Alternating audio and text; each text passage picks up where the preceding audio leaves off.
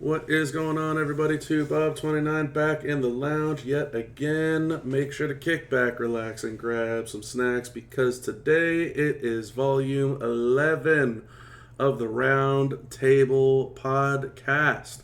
There is a lot to talk about for these past 2 weeks, way more than what I had anticipated. And boy, oh boy, do we have a full table with us today. So let's go ahead and jump right on in it. First up, the man who represents nothing but the riffraff, all of the riffraff. It is Mr. B-Rock Gaming. What's going on, B-Rock? Talk to me. Hey everybody, B-Rock, not a full-time job. Welcome everybody into the first edition of the Content Creators Lounge to Bob. Yeah, I guess that should have been a talking point. For those of you that are listening in on the YouTube playbacks, I am officially a Scopely content creator. I didn't even think about putting that as a talking point, which I was told people wanted to talk about. I hate talking about myself, so kind of weird for me to do that as a talking point. But regardless, thank you, B-Rock. Moving on in, I have one of my longtime friends in this game, and certainly a fantastic addition to everything that has been done in the lounge throughout the years. It is the one and only Mr. Ben B1. What's going on, Ben? Oh, having fun. Listening to my favorite content creator slash cream cheese slash CC, 2Bob29. I don't feel comfortable being referred to as anybody's cream cheese. It's just because you're so smooth, Bob. Oh, good lord. If you were chunky, it'd be cottage cheese. I'm just gonna leave all of that alone. Next up, also representing part of the riffraff, but I don't know, man. Maybe it's just the relationship that I have with B-Rock, knowing that he represents all of the riffraff, that I can't associate this next man with the riffraff, even though the two of them are indeed co-leaders. It is the one and only Chris. What's going on, Chris? Hey, too, Bob. Nice to be here. Someone's got to explain the cream cheese for everyone. Maybe I'm just out of touch, but what does cream cheese mean in this instance? Oh God, it's Sorry, Bob. it's just CC. That's all. That's all it is. I promise. Please, just let's let this cream cheese comment die. Anyway, moving on. The big fella himself has made his way back on down to the lounge and the round table. We made sure to get him his extra size chair as always, because nobody can fill it quite like he does. The man with bigger shoes than anybody else that I know. It is Mr. Evolution X. What's going on, Evo? Oh, what's going on, Abel? I'm part of a nude ministry now. To be honest, I'm taking a bit of a break, and I'm just here to talk about the cream cheese. This is just not going to stop. And I already know what every single last one of you wants to get me to say this entire podcast, and the idea that we're already starting out like this is not leaving me a lot of hope. Okay, well, moving on. One of the brand new faces to the podcast has been very consistent very recently. Very happy to have her on board. It is one and only Mrs. Kitsu Shell. How are you doing, Shell? Doing good. I wish you would drop that Mrs. Because that's not that bad.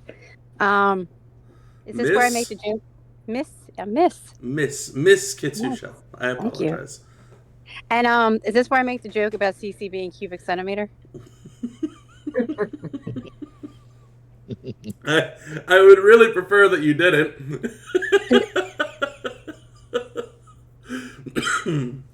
Well, okay. And moving on, last but certainly not least, just part of the heart and soul of this podcast, and still always will be one of the main reasons that I brought the podcast back. Super happy to have him on pretty much every single time that I can. It is Southside Envy. What's going on, Envy? Talk to me.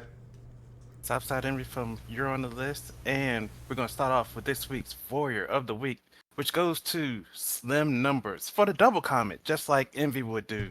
And also found out that he's also a content creator, so Shout out to Slim Numbers, and I can't pass up because it's hot and heavy on the Warrior of the Week competition. So, Jason Jarrell 4065.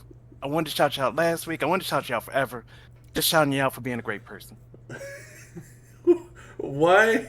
Why can't they just be viewers? Why do they have to be voyeurs, Envy?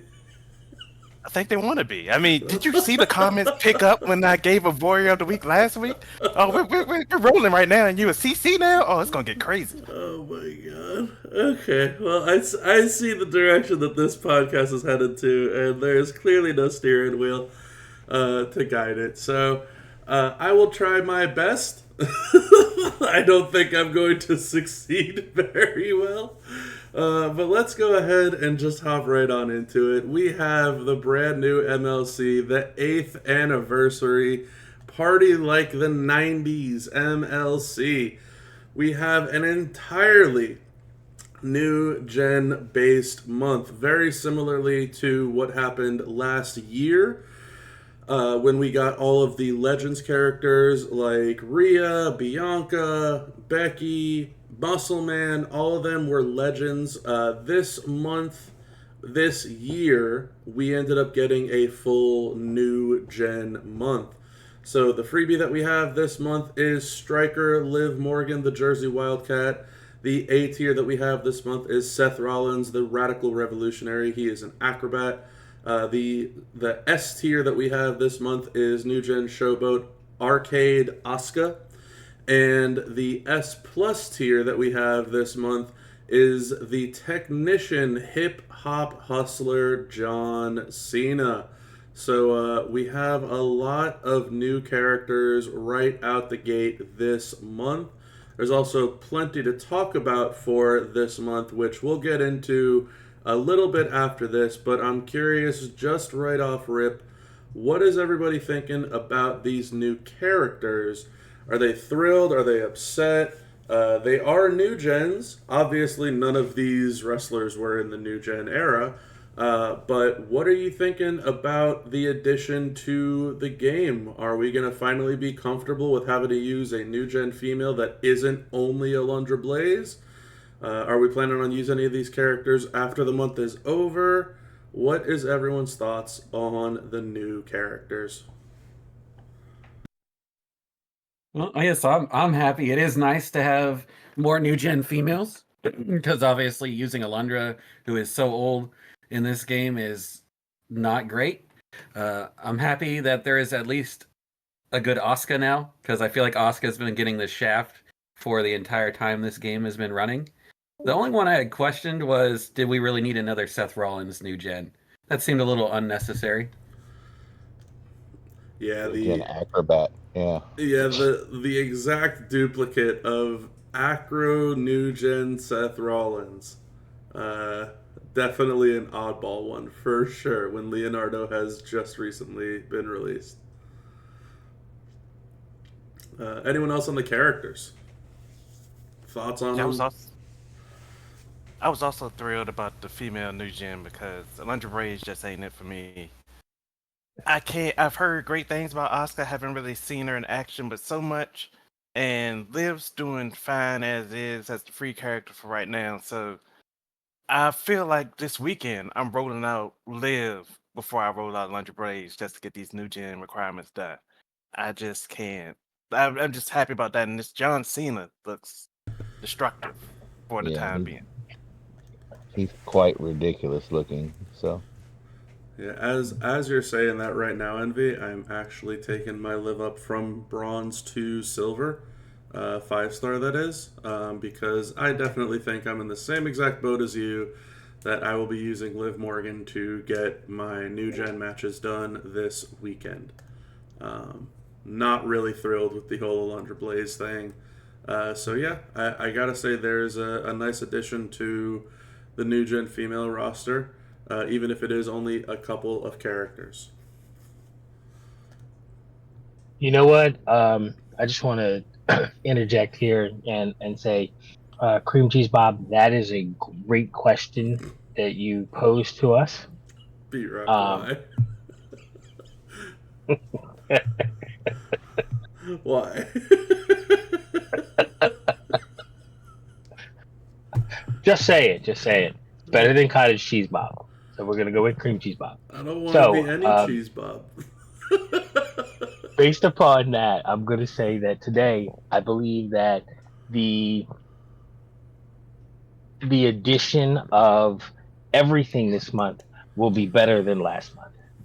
You know how I feel, and anything better than Hall of Fame is two steps up. Just my Yeah, personal opinion. yeah. Hall of Fame Hey. month was rough. Don't be looking down at Hall of Fame JBL. He is awesome. B-Rock's looking at him like I'm never going to get him. That's the issue. Don't even want him.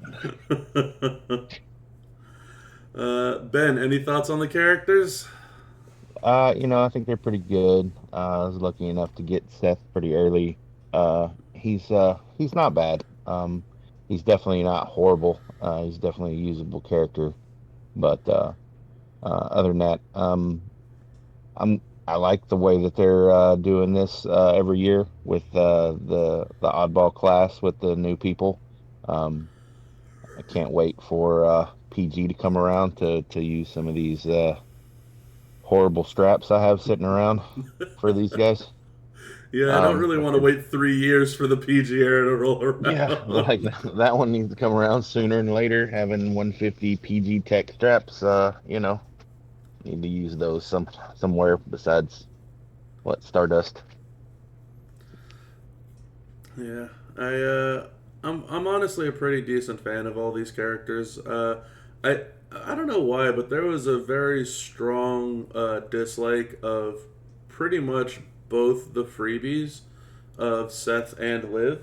That they were bad and they were horrible. Maybe I'm weird, but I don't see that with characters, especially these days, like trying to make a character work. And that was a thing even before I was obviously brought on as a content creator. I've always tried to make a character work. And so the idea that a character is just horrible, it just doesn't work with me personally. Especially in the current rarity and range that we're in right now. If we came out with a 4-star bronze, 4-star silver level character now, sure, right? Who's gonna care about 20,000 move damage and a choose move? That's nothing. But you can make all these guys work. You can make every single character work. That's not a problem. Is it gonna be your best? Probably not. Right? We were just all talking about Acro New Gen Seth. This guy isn't even the best Acro New Gen Seth. The turtle one is. And that's fine, but it doesn't mean that this one's bad or horrible by any stretch of the imagination. You can use them pretty easily. So, I don't know. It's nice to see that there's a new gen contingent of the game that we're getting some representation for that isn't just Ninja Turtles also. I like the look of Asuka. I think she's going to be fantastic. I don't think that there's enough players and members of the community right now who have that character to realize how good she is, but she's going to be a fantastic addition to anyone's roster, and that's not just New Gen female, that's Showboat female also. And like Chris mentioned, as an Asuka, I think she's going to be top-notch for a long time coming. And yeah, I mean, the Cena is something. He is super super strong. I just have no idea how people are gonna get him on their roster. It's essentially OTC, 2.0 or 3.0 if you want to consider Queen Naya OTC 2.0. He's expensive. There's no way around that one. He is a very chunky, heavy-priced character. And for those that are getting lucky and hitting him on the loot in the first couple of weeks, kudos to them. But man, that's a mission and a half to get that guy on your roster. But definitely solid additions, all in all, is my take on the new characters. I think one thing that people tend to forget about is how many people complain about never having Jet's Party. I mean, to get Jersey Wildcat as a free new gen female, like you said in a class that's pretty non-existent, is and as a Matt Hardy replacement, basically. I think it's a big win for the community for free. I don't see how people could complain about that. Even if she was a horrible character to use, she won't be. She's a striker in this day and age, and she'll have her uses. Yep. Shell, anything on the characters? Any initial thoughts? You all pretty much hit it on the head.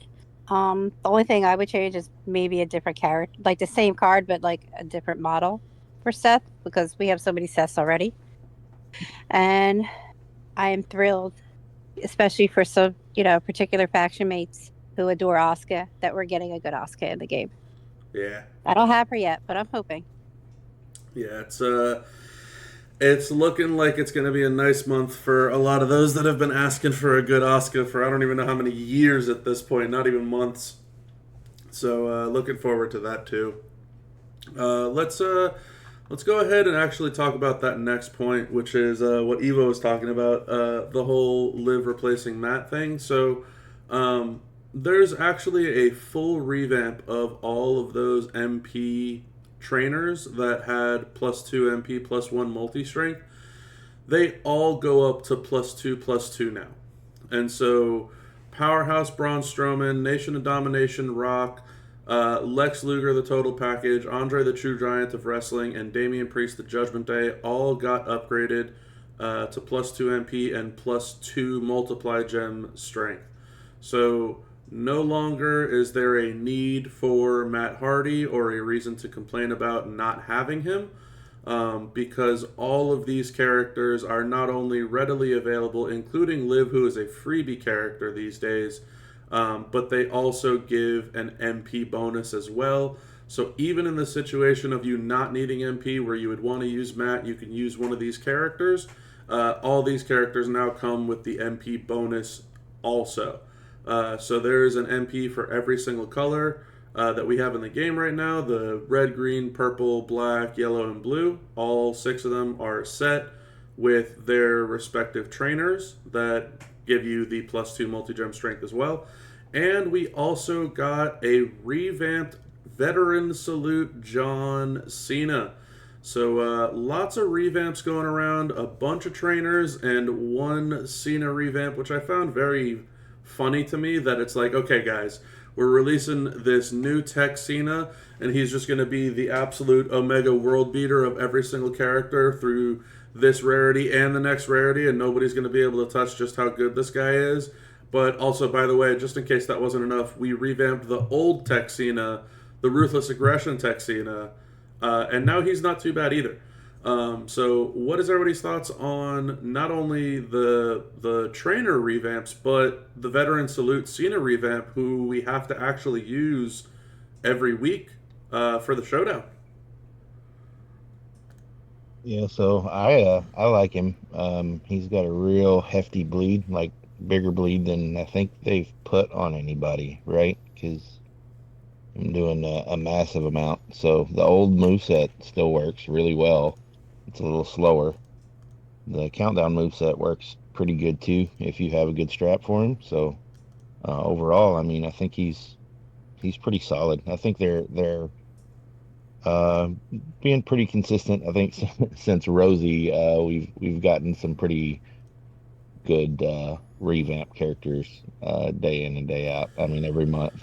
So yeah, ever since they kind of goofed with Rosie, we got a nice little set of consistent revamps. Rowan was great. This Cena is pretty damn solid too. What I liked with this Cena is with doing this Showdown, he's definitely much easier. Like, he's more usable, but I haven't had to, evolve him past what I had him at, which is 6-star bronze. He's definitely usable at that point. Yeah, I had a 6 silver fuse up for him, I guess, at some point or another. And I still have a bunch of moves that are level 14 out of 18, which I guess is like 5-star silver or 5-star bronze, something like that. There's a bunch of moves on him that are 14 out of 18. So I fused them up, and I've been able to use him pretty consistently ever since. To Ben's point, the bleed move is one of the stronger ones in the game. It also lasts 4 turns and has a hardcore component to it where if you're fighting a powerhouse, it doubles the bleed up. It's a significant amount of bleed damage for a revamped character that practically everybody already had. And the idea that he's also in the Tribute to the Troops moment helps him out significantly more. It gives him move damage, gem damage, and generates. So he's not bad. It's actually kind of weird when you look at the Tribute to the Troops moment and you're like, okay, well, Cena just got revamped. Austin got his revamp. Striker Austin, that is. Santa got an upgrade. And Powerhouse Hogan got his move revamped. So, like, 4 out of these 8 characters have already been adjusted. Sako got a revamp a while ago. And it's like, I'm looking at these characters and I'm thinking to myself, are they really about to revamp every single character in this Tribute to the Troops moment? And maybe that's just me. But it's been an interesting ride, nevertheless, to put it kindly. Also, very funny to get to see Veteran Salute Cena wearing the Santa gear, if he managed to get that, which was pretty commonly thrown around for a couple of Decembers. Always funny to see any of the Santa characters in this game, at least for me. Any other thoughts on the revamps from the table? So the revamps are great and it makes them useful because they kind of force us to use them, but it's very few revamps that they do that make you want to use them the months after. The only revamp I can think of that I will use, and it's only because of the Yeet combo, is Kevin Nash. Everybody else is, I'm going to use him this month and be happy about it. It's not going to be a struggle, but next month I won't see him again. I think that's a good medium, though, right? I don't think they want everyone to only use these revamped characters from forever ago.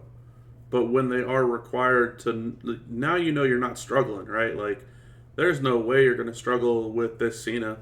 There's no way you're going to struggle with Striker Austin, which, like, it's crazy to think that those are characters that were just so mid-tier that now it's like, oh, that's no problem. Easy. I could wipe out 60 million health, no problem. And I think the way that they did it, maybe it's just me, but like those numbers that they have on these characters, you can give me a 250 million health opponent, and I think it would maybe take a little while, but they could work through it pretty effortlessly with their new movesets. Having a bleed and having a sub and being able to recycle on both of those is pretty significant for being able to use a character. Maybe it's not my go-to for Feud, especially if I have to drain 250 million health, but if I have to use this guy on a tour, or I have to use this guy in a showdown or a blitz or something like that, like, he's going to get the job done. I think they did a good job of revamping them to be stronger without being overpowered. I mean, that's where I really like the revamps. Is not necessarily, it means it's someone I'm going to use constantly, over my favorite characters, but it's just when I have to use them, they are at least now usable, and I can get through, the tour, the blitz, or whatever it is, without having, to pretty much struggle through a 10-minute match. Right. B-Rock, talk to me. Thoughts on the revamps?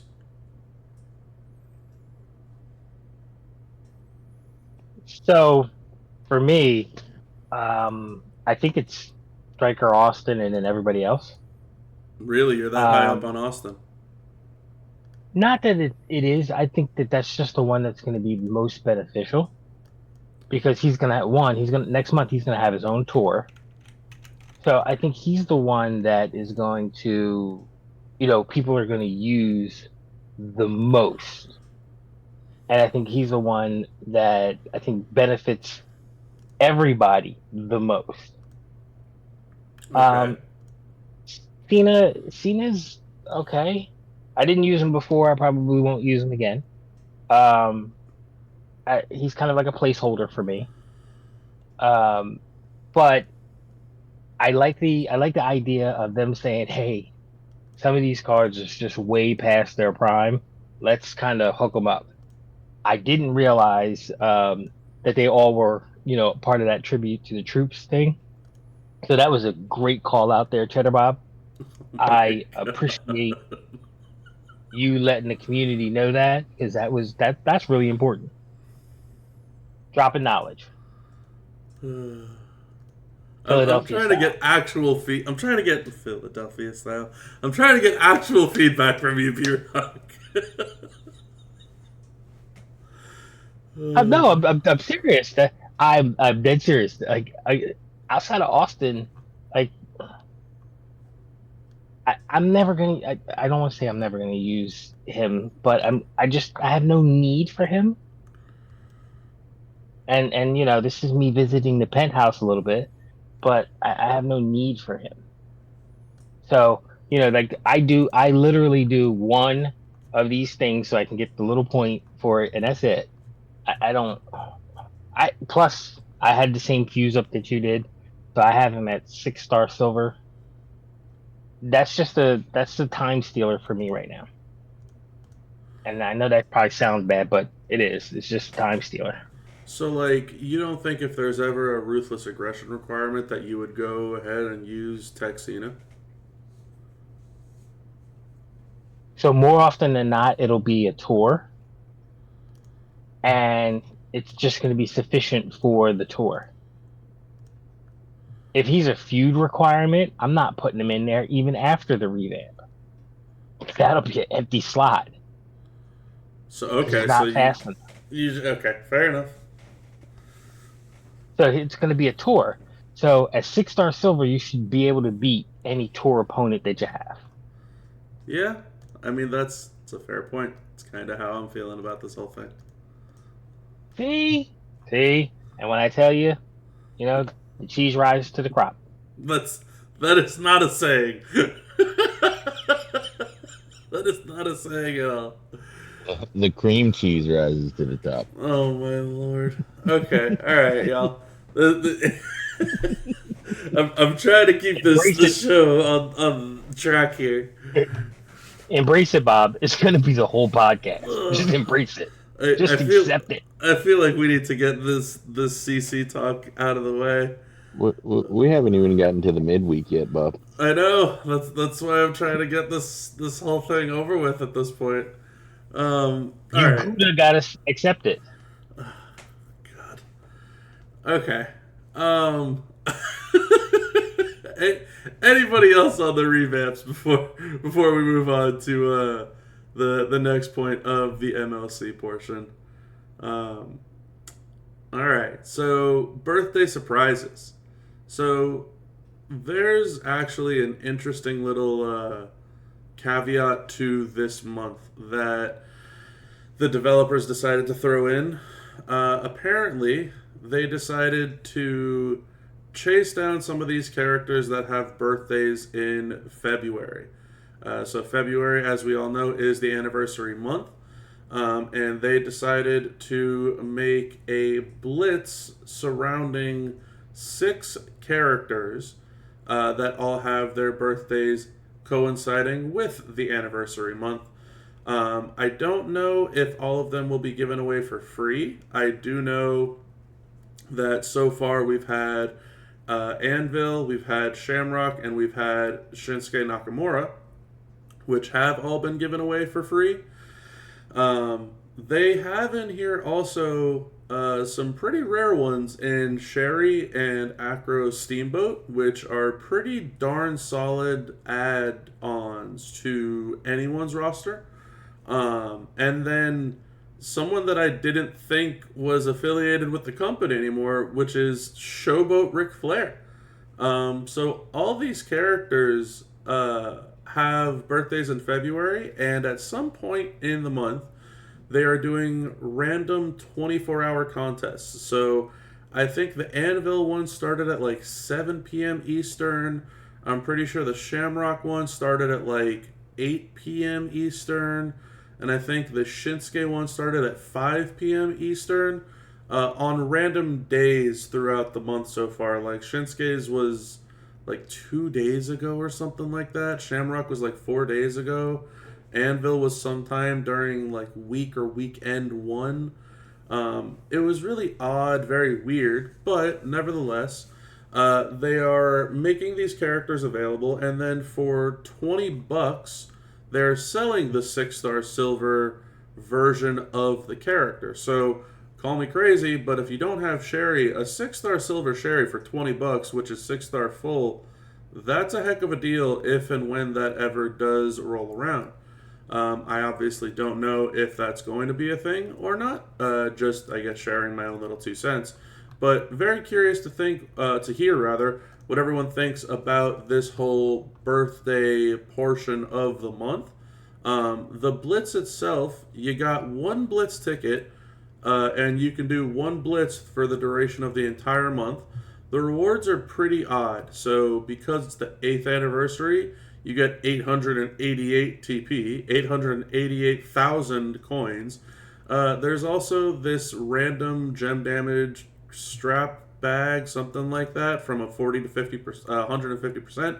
And then the brand new 8th anniversary moment token, which buffs all of the current 8th anniversary characters, the 4 new gen characters that we've already talked about a little earlier on. Liv, Seth, Asuka, and Cena. And it's pretty straightforward. You need to have all of the birthday characters. Well, 5 of them, actually, out of the 6. And again, they need to be at 6-star silver. So definitely an interesting little change up that they have done to the MLC. I will say, I guess, before kind of passing it on to the table, I actually like this idea. I find the idea of this to be pretty interesting. I think the idea that we could get a moment for having these characters at 6 silver on our account is a huge win, instead of needing to go above and beyond and spending some crazy amount of money to chase a moment down, or needing to have some uber rare ultra premium CSS. But if they're making all these characters available and essentially just giving them out or selling them for $20 instead of like a $500 character type of thing, this seems like a pretty universal win, no? Or is that just me? I mean, I think it's a win. It's a I think it's a great idea because it gives everyone a chance to get the moment, and you just have to spend in-game resources as opposed to real money. I will say the reason I don't think they're going to give Sherry out for free is because you only need 5 out of the 6. I feel like they're much more likely to give away Showboat Flair than they are to give away Sherry, just because of how powerful her trainer is. Granted, would it be great if they gave out Sherry? That would be a huge win for the community, and I think that would get a lot of goodwill for Scopely if they did so. I just don't see it happening. But I think the overall idea of putting the moment in a blitz like this that everyone has access to is good. Yeah, I actually agree with Chris on this one. I think the simple fact that this was something different that they've never kind of really done before, all in all becomes a win for the community as a whole. The the characters are just, you know, I get that all their birthdays are in the month. It was just kind of strange that those are the only ones that you had to pick some of the people. Like, if you don't have Sherry, you have to take Slick Rick to 6-star silver. Is got to be painful. That's gonna be one of the absolute worst talent up that people are gonna have to do, and I just feel bad for those folks. I will admit, I don't want them. I will admit, I don't this want, past talent up, I definitely took up Slick Rick to 6-star silver. ouch. You know, I don't. I don't want to feel bad, or people to be blue cheese, Bob. Oh my god. So I just want everybody to get a fair shot. Yeah, I was looking at those characters, and like you said, B-Rock, some of these characters are just not great. and certainly not at 6-star silver levels, right? Like, of course. Um, the idea that you would want to even take these characters up to 6-star bronze, let alone silver, when their trainer or coach ability kind of falls off at 5K or even 9K, it's not really that essential.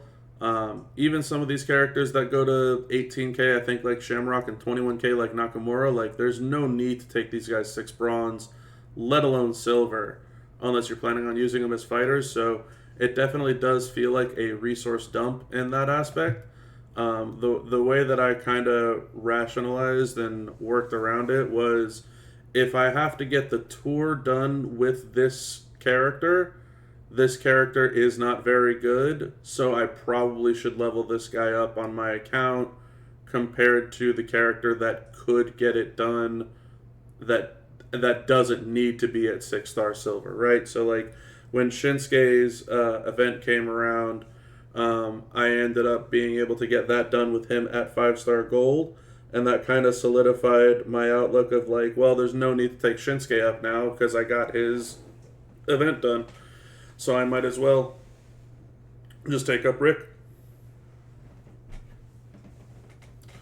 But yeah, Ben, talk to me. Thoughts on the birthday stuff? I like it. It's something different. You know, penthouse guy here, so most of those characters, for whatever reason, I had pretty close, so it wasn't a big deal. Things we do for moments sometimes.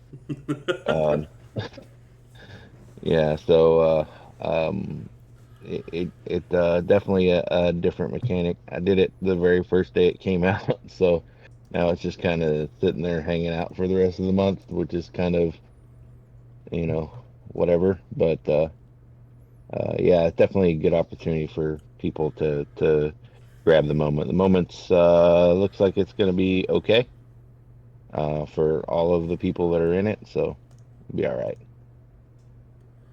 Fair I do enough. like I like the event, the kind of random tours that pop up and you go knock them out, and you have a good chance to get the decent Turtles Ultimate plates kind of thrown out. I've gotten a couple of them already, so it's kind of nice.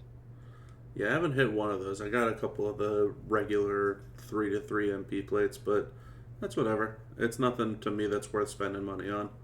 I'll get what I get, type of thing. I'm in the same boat as Ben. I had to take one character from 6 bronze to 6 silver to do the tour. So I was incredibly lucky, I guess, unless unlucky, if you want to look at it in terms of wasted talent in previous times. But I did it right away as well to get the moment. For the both of you that did the blitz, was the blitz difficult? No, Not at all. No. not at all. All right, good to know. Envy, thoughts, birthday stuff, the blitz, the moment. Well, I like that they gave people multiple avenues to get to do the blitz. So, if you're a spender and you didn't really want to use all your resources, you can pay $20 each time one of these people's birthday tour comes out and have them all at 6-star silver with no resources spent except for cash. Or if you have resources, especially shards of the character, like I got like a million Shinsuke shards, you don't even have to use all your TP. You can use the shards if you feel so inclined, and take them up. And all of this really coin and tokens. The tokens are a pain though, especially if you're trying to take up Sherry, the focus striker, because me taking her up to 6-star silver when it wasn't required just to get her top training ability was a struggle. But I guess it would be fine now, but I don't need to do it because I got her. Hopefully everybody else does too one of these days. Yeah, But I'm I'm going to hopeful. get that moment. I'm going to get that moment when next time up comes around and I take up either Shinsuke or Flair. I didn't do it all at once right now because I had other people to take up. So I'm going to finish it off and then I'll do the blitz and I'll get the moment and hopefully I have enough characters from this month to use the moment. Yeah, I'm hopeful that the Sherry deal comes around for everybody. Hopefully, it'd be great to be able to get a 6 silver Sherry for $20. I'm sure a lot of people that spent on her early on are going to be all angry that they ended up, spending as much as they did to get her and on star fragments and all that jazz. But I mean, that's part of the game, right? So I would love to see a lot of people get Sherry recruited for $20. I think that'd be a win. And it's actually kind of funny because this whole month, at least in recent months, I can remember a lot of people that are always commenting like, I don't know who to take up for talent up. I don't know what I want to take up for talent up. I don't really have anybody to work up. And it's like, well, just wait until the next month because something's going to figure itself out. And lo and behold, look at where we're at, right? Like, I know that Ben and Shell had a lot of these characters worked up, but for a lot of folks, like 6 silver of Ric Flair Showboat and Shinsuke Nakamura and even Ken Shamrock, like most people don't have these guys at 6 silver. Dragon, sure, he has a coach ability there. Sherry, sure, she has a training ability there. But like the rest of them, not really at 6 silver on a lot of players' rosters. And then to pile that on, we got all of the other revamps that we talked about earlier on with the +2 MP and +2 multi-gem strength now. That's, forget Liv is this month, but that's 5 more characters that you can work up to 6-star gold. That is your penultimate level of the game right now. You're talking about close to double digits worth of characters, 8, maybe 9 characters that you could work up, whether it's to silver or gold. And it's a double-edged sword, right? It becomes a point where it's like, do I really want to work these characters out because now I have to waste resources on them, versus I really didn't know who I was going to level up, but now at least I have some guidance as to who to level up. And maybe that's a me thing, right, as to how I experienced it, because I'm in a boat that a lot of other players are in of like, well, it's another talent up, I don't know who to work up. And you just throw your hands in the air and you just start clicking random buttons. Just because you're bored, you want to test something out on a character that you've been wanting to test out for 6 months or whatever it might be, and that's how you find out that Batista Bomb is 6-star gold on your account, right? That's how it happened for me. But the idea now is like, especially with all these 6 gold entourages, if they're worth it, then it's worth taking these characters up. Some of you out there might not think that like Undisputed Futures rework for 60% gem damage is worth it when there's already 50% or 60% out there. Or maybe the same thing for Phenom Undertaker. But if you have Damian Priest Judgment Day, for example, maybe it is worth working him up to 6-star gold just so that you can have his training ability. If you have Monster Bomb Braun Strowman, maybe it is worth working him up to 6-star gold to have his trainer ability. It's a little weird at times, but it does pay off in the long run. I think that enough people have played this game for long enough to know that the number 1 trainers in the game to level up are your MP trainers. And a lot of us that are playing the game right now don't even contemplate what it's like having an MP trainer that does not start with +4 MP. A lot of us have entirely forgotten that MP trainers need to be 5k to have 4 MP. That some of them might only be 2 MP or 3 MP or even 1 MP if you just got a character. That is like so ingrained in the back of our memory where it's like, my MP trainer is 4 MP, period. If you can get that way with the rest of your account, your trainers, your coaches, your entourage, it's a much more secure feeling that when you need XYZ or ABC trainer or coach, you already know that they're there, right? It's a vastly different experience when you could just say, I have this person at their max and I'm content with that, versus, oh, here we go again, I need to work somebody up. And so it's an interesting little dynamic. Maybe it's just my point of view, but definitely an interesting dynamic from my point of view, for sure. Hey, Bob, can I add something? Yeah, what's going on, Rusty? Welcome on in. The surprise run in. This is like the Attitude Era, right? He comes running out the aisle. The RKO out of nowhere. 7th anniversary set the bar so high and taught us that Scopely really cares about its birthday month more than just about any other month. And they created last year a new set of plates that were MP based in color combinations we had never seen. And there are so many color combinations still on the table. For them not to add those plates to the 8th anniversary feels strange. Last year taught us to expect surprise birthday tours and reworks. And if you bought the offer, you could get that rework superstar for like $20 at 6-star bronze. They carried the offers forward, but did not do the reworks. So they still want us to invest to max these surprise contest without giving us anything in return. To me, this month has felt very lazy. This month has lowered the bar on the birthday. The specialness and the attention to detail and the amount of goodwill that they show the community through the anniversary month. So I'm usually the positive guy. I had very high expectations for this month, especially coming off a disappointing Hall of Fame month and community morale was low. I thought they were going to blow the doors off this month. And I'm left scratching my bum. Kind of feeling let down. 100%. They require this blitz and they sell you the upgraded the fuse and do nothing. They give you nothing for doing it. That's crazy, bro. That's crazy. It's essentially the one skill plate chest at the end of that 24-hour contest. And to your point, it's not a new skill plate chest.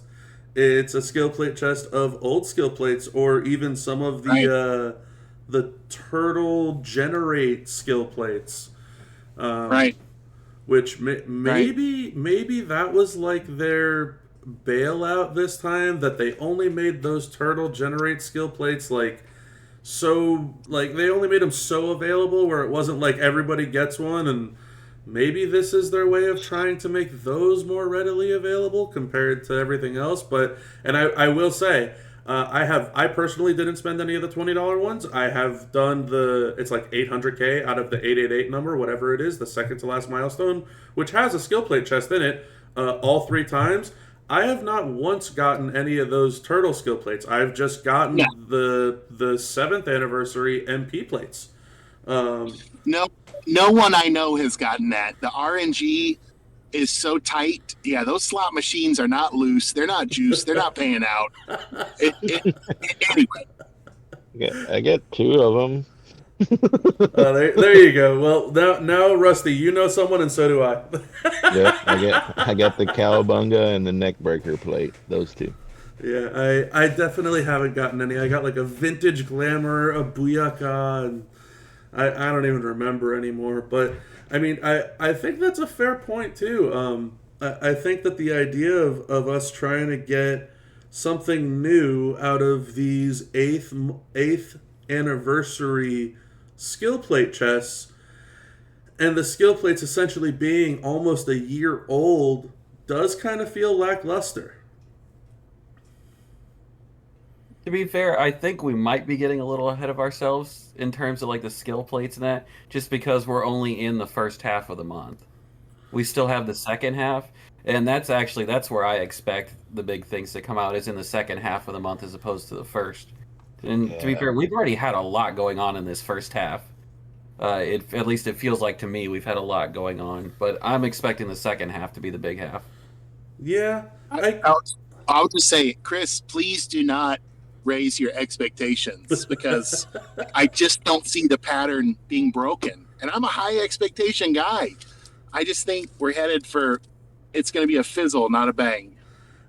I think that I do think it's a double-edged sword, right? I think that the end of the month typically has more in terms of rewards, but I think that actually what both you're saying, Chris, and Rusty is saying is accurate.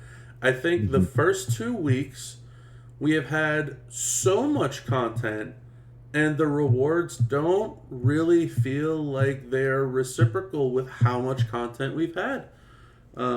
It does feel a little bit odd after looking at it kind of like that. It is anniversary month. Obviously, their goal is to give us a bunch of good things and goodwill to kind of write home about. And this has been an interesting start to a month. It feels like there's been a lot of content. I don't know that there's been a lot of reward, though. So it is interesting. I do think, though, Chris, that you are right. Typically, the second half of the MLC is more rewarding than not. But I also do know that they try to get everyone kind of gung-ho and revved up for the entire MLC out the gate. And I think someone like Ben is a prime example, right? Ben got this blitz done. He got his moment. He's just moving on week after week at this point. He got his Seth early. He got his moment done, and he's just rolling along with the punches, right? Like, Yeah. there's nothing for Ben, for example, to be revved up for.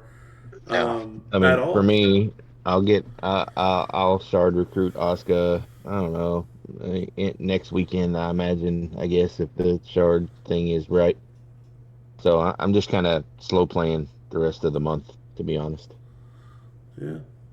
B-Rock, I saw you unmuted. I didn't mean to kind of trample all over your opportunity there. So if you want to chime in, by all means. No, I was with Ben. I got 3 of the turtle plates so far. So I was kind of shocked when you guys were like, people haven't really gotten them. I got the limitless one, which I needed for Muda, and I was super excited. Oh, that's awesome. So yeah, so it was like I thought it was just, I normally have the worst RNG, but sounds like I might be hanging out with y'all. I might be getting some penthouse vibes here. Wait a minute. I gotta call some BS here. B-Rock over here saying I got bad RNG. When the pulls he gets show that it's completely false. We might need some weekly evidence of that, Chris. Yeah, please. What's the last one that I got? Oh, I'll have to go back through it. I just know we had a time for like a 2-month period where you were pulling everything. Is this where we say pause, or is this where we go on to the next point of the podcast? Pause. Redirect. As my man, Terry Crews said, it ain't easy being cheesy. B-Rock, again, I don't think that he said that. Longest yard. Oh, okay. Sorry. Yes, sure. Yeah, was it Cheeseburger Eddie? There you go. We got Cheeseburger Eddie. We got Cream Cheese Bob. It works. All right. On that note, let's go ahead and move on to the midweek. Anything else for the birthday surprises? Any comments like that? Did I miss anybody? I know Eva had to step aside to take care of some personal stuff in the meantime, and I think Rusty filled the chair for the time being, which is awesome. We're about to talk about the midweek. What was the name of the midweek The again, midweek boss for week 1, Ben. The midweek boss for week 1 is what we're talking about. Okay. I'm aware that you have your hands on the armchair in your living room over there, getting ready to jump out of it. But no, it is the midweek boss for week 1. Can't actually believe that we had a boss battle during week 1. I think that's only happened one time before. Absolutely caught me off guard. And this kind of piles on to the point we were talking about earlier, that there is just such an overwhelming amount of content. The idea of having a boss during week 1 really kind of solidifies just how much was actually going on. The boss was a 2.1 billion health midweek boss. It was a green gem bonus, X-Break gem bonus, and multi-gem bonus. Just kind of wanted to touch base with everyone. What was your thoughts about having a midweek 1 boss? Was this good? Was this bad? Was this better than most midweeks because you already had people in your faction that were planning to be around for week 1 of an MLC? Was this worse because there was so much going on for week 1 of the MLC? I know that we had some people. Did you realize anybody was, instead of playing boss, prioritizing the kickoff tour instead of boss? Just kind of curious. The midweek one with a boss battle. Not a very typical experience. What's everybody's thoughts? I'm gonna jump in here real quick. I have to say that this was the first boss that I ever really struggled with. It was strange. For some reason, nothing was working. None of my big hitters were doing anything. It was a literal struggle for um just to get to 400, to be honest. I even had to be carried for one. I will say that I don't mind midweek boss too often. I don't mind them. It was just that this one, I think, was dropped in, and you had a lot of people trying to navigate their time with getting the regular stuff done. So then, in the normal people I play with or I can jump in with, I didn't even see them really during this.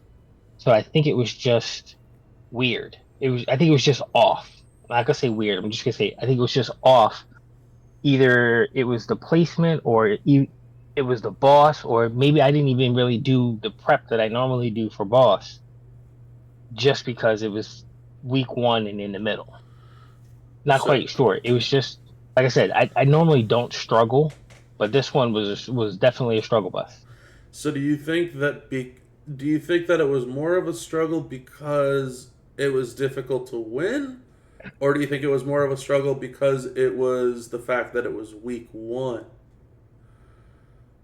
I part of me thinks it was more or less just the boss itself for some reason. Just Like that it some of was the people who difficult. I thought were gonna hit hard just didn't, and it was weird. Interesting. Okay, so not so much the week one vibe as much as it was just the boss being difficult vibe. I think the part that so we all have people when it comes to boss that we play with Yep. and we team up with, because you kind of have a yes, we have 100 people, but not everybody is in tune to the game.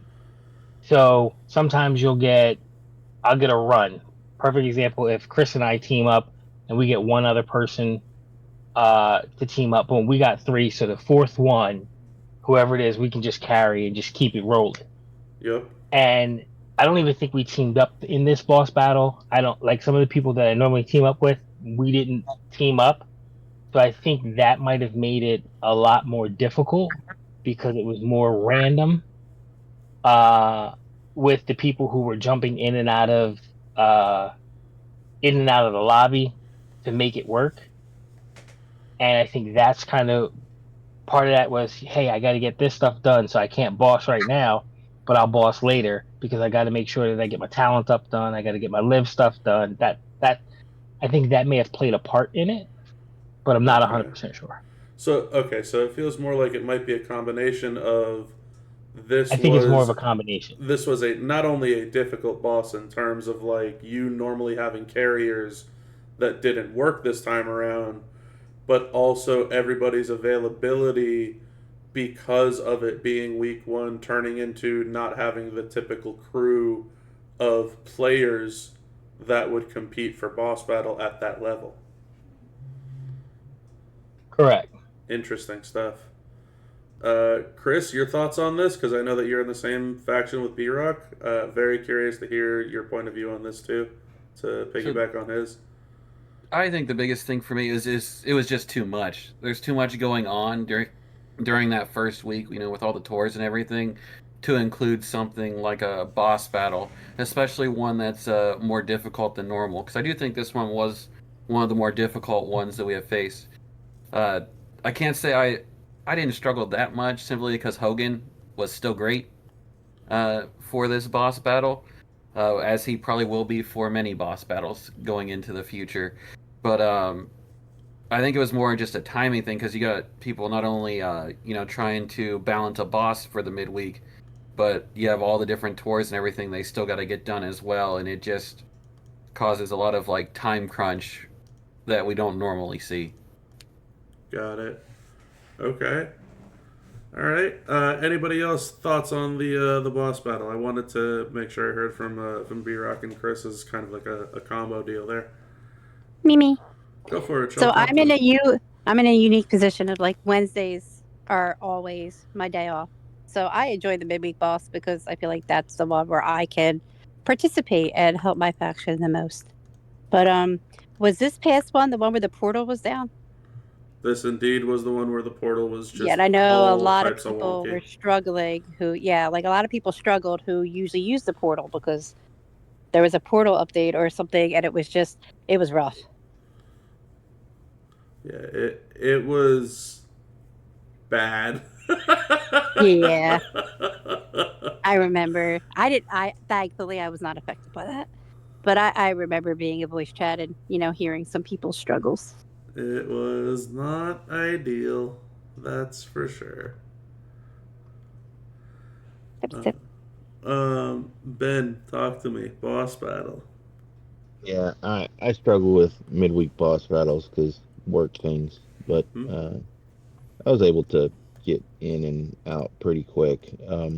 It did seem like it was a little bit of a tougher matchup. These new the way they're kind of laying them out, not giving the multi buffs too much and doing that weird little reduce does make it a little bit more challenging, but yeah, it's boss. Midweek's generally not my favorite. Hell, weekend boss isn't really my favorite either, but they're all right. Yeah, any thoughts on the difference from it being week one versus the typical midweek boss and later on in the month? Me personally, I didn't have an issue with it because I'm one of those do everything all right away kind of guys. So Sure.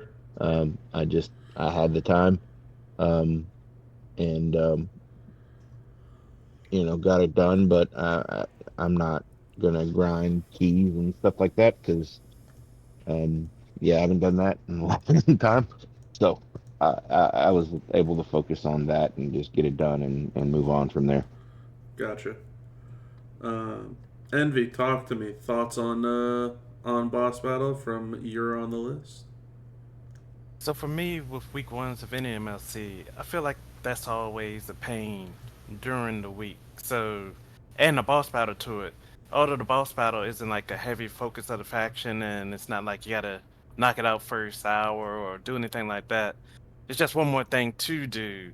And I miss the days when the midweek boss battle was the easy one with the less harder requirements, easy to knock out, and the weekends were the hard ones that you had to actually think and put some effort into actually beating it. But I have tons of thoughts on just how to make boss battle better itself because I went to the notes. So I really wish I could know how hard I was hitting every time I fought a match so I could know who's effective. Because I guess even my peripherals aren't working right or something, but I know some people can see how hard they hit when they do something. But for me, I don't know how hard I hit unless the boss's talent, energy level goes down heavily. So, and at the end of the match, they only show you who the hardest hitter was and not really who the secondary, third person. They don't really put numbers to everybody.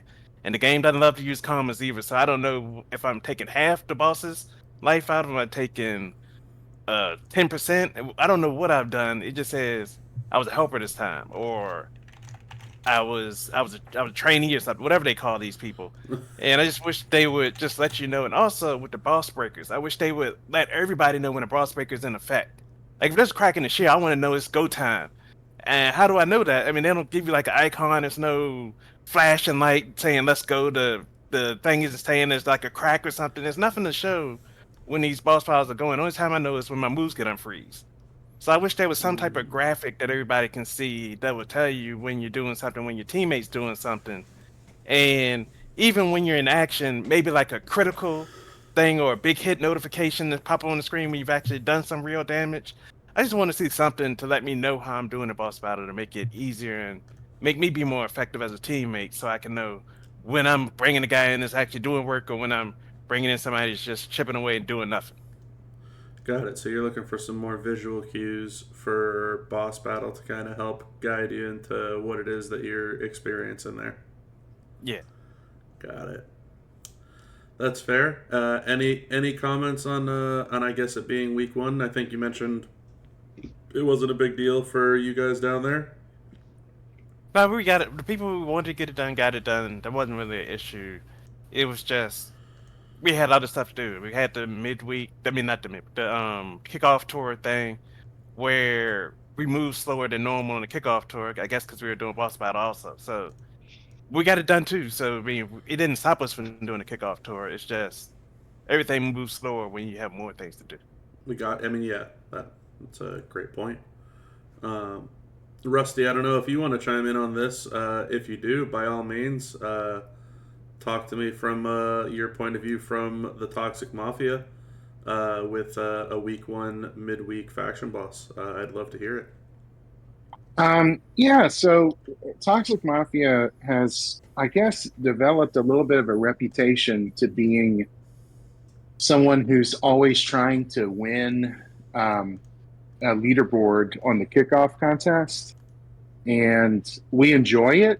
And this kind of diversified our efforts, and we saw our outcome,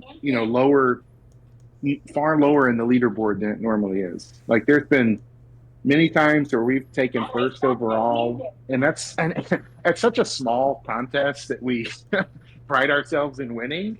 But Sure. We definitely saw there being so much to do that even our guys that are trained kind of with our strategy were scrambling because they want to get their 23s, they want to get their CSS requirement. I don't like a week one boss. I just like the old format where, I mean, maybe I'm old school, but it's like week one talent up, looking forward to a feud. I like the week two kind of showdown and maybe an acquirable, poster. And I kind of miss that. I miss that rhythm, so that's all I got. Fair enough. Yeah, I mean, I think for me personally, the idea of it being a week one, it just felt like it was too much, right? And I think you were just commenting on this on in the chat too here, Rusty, with the regular feud and the talent up stuff. That one for me, and it just kind of hits different when it's like, okay, week one, yeah, it's a showdown week instead of a feud week, so there's no talent up, but there's still the midweek master manager contest, whatever it is, whether it's the tour, the blitz, the showdown, the boss, whatever. There's a master manager contest where it's like, okay, now talent up 10,000 of this one class and spend 200 million coins and 30,000 TP. It's essentially just its own version of a talent up anyway.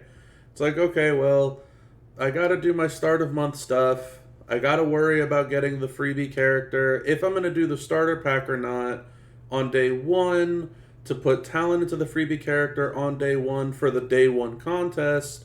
And then there's the kickoff tour, which is week one, but it doesn't matter really if there's a limit on, day one, day two for 1,000, right? So it doesn't matter if I get it done or someone else gets it done. The 1,000 are going to get done. But the idea that once Thursday rolls around, it's like, okay, now I need to sit here and grind it out if I want to start trying to push that, which means that I will have had to have gotten my freebie character by that point in time and leveled them up. And so that's a lot in its own right. All the talent up, all the coins and TP that needs to be spent, all the CSS that needs to be done with certain characters for the Master Manager contest, regardless which one it is, whether it's a showdown, a boss, a tour, etc. And it's just a lot. And then to pile on a boss battle with it to me, just a bit excessive, right? And this wasn't like, I don't know, maybe this is just me overthinking boss battles and midweeks and all that type of stuff. I've gotten to a point where I figure, and maybe this is me just making too much of an ass out of myself with assuming this, but I would figure if we're going to have a midweek, shouldn't it be just a little bit easier than the weekend? Like, the weekend, people have more time to dedicate, typically, right? For those of you that work weekends, I'm not targeting you at all. This is just a general layout of how most people live their life is they work during the week and they have the weekend off, right? That's just how it works. And so if you have the weekend off, you can dedicate more time towards playing something or towards doing something. And so something would, in essence, be more difficult during the weekend because you have more time to dedicate to playing it more or playing it better or strategizing longer or whatever it might be that kind of surrounds that contest versus the midweek, which is like, you're talking about the heart and soul of people's work week right now, right? Wednesday, 3 p.m. Eastern or noon Pacific is literally the dead center of people's work week. If you are on the West Coast, which is where this game is based out of, Wednesday at noon is 2.5 days into the week, and there's 2.5 days left in the week. That is literally, when they say midweek, they truly mean it. It is the dead center of a work week. That is, to me, a crazy time to ask so many people to dedicate that much time and effort towards something so difficult.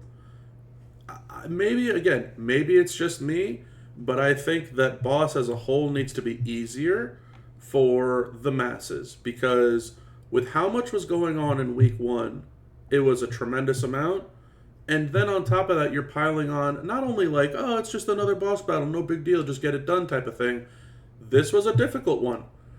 And yeah, again, right, speaking from the penthouse, I didn't have any issues type of thing. Sure, whatever. I don't represent the every person. I don't. But I'm also mentally aware and cognizantly aware of the fact that I don't. The every person that plays this game, when they go to lunch on Wednesday, they're not sitting there and like, oh yeah, I have all the time in the world to just go ahead and crush through this boss battle. That's not how that works. That is not how that works at all. So I think it needs to be more player friendly, especially during the midweeks versus the weekend. There's a massive amount of ways that can be done and adjusted and fine-tuned and all that jazz, but 2.1 billion health with a gem decrease is not the way to go for a midweek. It's just not. Again, can the very higher upper echelon factions get it done? Sure, they can. But that's not what you circle a game around, right? That's not what you don't center a game around the epitome of the tippy top. You center a game around the masses. And so that's kind of where the difference is. Again, at least for me. But yeah, I mean, look, it's week one. There's a lot of stuff going on. I was fine with boss, right? Like, I managed to use Ilya. I managed to solo the boss myself because I have all the fancy fixins and bells and whistles, and I didn't really experience any issues with it, but I can only imagine how troublesome this was for everybody out there. Even players in my own faction weren't doing what I was doing. And so I know if there's people that are struggling in my faction, there's people struggling everywhere. So that just that hit me the wrong way this month, I think, for midweek boss on week one. Just not a fan. I don't know, just not a fan of it. Anybody else on our midweek boss? Before we move on to the showdown. No? All right. Let's move on to the Radical Revolutionary Showdown weekend. It is Mr. Seth Rollins' weekend. His Dusty gear, the polka dot Dusty gear from when he was feuding against Mr. Cody Rhodes, is in the game for the Radical Revolutionary. I find it very funny that the new gen Seth Rollins, who there's never been a new gen Seth Rollins, somehow gets a gear from 2022. But whatever. Very interesting stuff, to say the least. The gear gives them an extra 100% all gem damage. There is the new plate, which is, I forget what the name of it is. It's like the time to get radical skill plate. It's essentially the final piece of our Bubba Specs circle. Whenever you activate a black move, increase your black gem damage by 50% for one turn. Very hysterical to me that they gave Seth Rollins this plate when both of his black moves essentially need to take 2 turns, but it only boosts for 1 turn. Just absolutely funny to me. I don't see them changing it because they need to have this plate to complete their set of 6 out. So just funny to me. But thoughts on our weekend for Seth? Thoughts on the gear? Thoughts on the plate? I know a lot of people probably don't remember, but there were some Hall of Fame JBL shards on that prize wall. There was a chance at another Yeet plate, another Devil's Drip plate. The Tama chest was once again available. The Valkyrie's crest was available. There was also the 150% Radical Revolutionary gem damage strap. And the whoopsies on the prize wall. The gear was only 5,000, which they confirmed was not a whoopsies. Personally, I think it was. Maybe it should have been 15 or 25K. I don't think it should have been 50K, but I definitely think that 5K was not intended, but they say it was, so we'll go with that. But the even bigger whoopsies was the time to get Radical skill plate was only 2,400 prize wall, not 24,000 prize wall. So lots to talk about for the weekend showdown. It was a male-female weekend showdown. Curious what people were thinking about the CSS in terms of getting some damage in with females, even though it was male-female. I think you needed to get damage in with Liv Morgan. So you needed to find a way to either use someone that forcibly tags out so that you could get your Liv Morgan into the match, or waiting 3 turns to tag Liv Morgan in to get the like 20 million-ish damage with Liv in, as well as the damage with all the other characters, breaking the purple and red gems, all that jazz. Curious what people were thinking about this weekend for the Radical Revolutionary Seth Rollins. Well, the error at the beginning really got me interested because, you know, as soon as you see an error in the game, you got to jump on it because you never know if they're going to let it ride or if they're just going to fix it and then you lose everything. But it seems like as of late, they have got down with the policy that we all love, the NPO, and they just leave it in. So that was great. And I ended up getting the plate first. And then, for reasons unknown, I went after the gear, not knowing that I really didn't need to jump on that. I could have waited and almost cost myself a Yeet plate. And I would have been upset if I didn't get enough points to get the Yeet plate. But I did in the end, so it was fine. And the CSS, the other error that happened during there, in the CSS, that like mid-showdown, they pulled out the CSS that we had and it just stopped working. And then at the end they started working again. It was weird. So the points, how you accumulate the points, got kind of iffy for a while there, but they fixed it in, so it was fine. Yeah, I didn't even really want to talk about all the CSS stuff because, man, it left a real sour taste on a lot of people's outlook on the weekend. But I mean, that is a thing too. The CSS essentially for Seth, Hall of Fame Simmons, and any acrobat all just disappeared about 3 or 4 hours into the contest. And then with about maybe an hour left, all of it was, hey, it's back, it's working again, by the way. Like, that was a real feels bad moment for everybody involved. But yeah, still curious on everybody's thoughts here. So go ahead. Okay, good. No, Ben, go ahead. I ended up getting Seth from Elite Loot Pool the earlier in that week, so I definitely rated that prize wall pretty hard. It was It was okay. I mean, I used him. He's all right. Um, it the missing points thing. It didn't cost me anything because I wasn't going for the coin promoter part of it, but it could have if I did. Like I probably would have been top 10. But yeah, it's one of those things, and I know they said they made it up on the back end, but I think it was still short of what I would have gotten had I used full coin promoters the whole time. Yeah.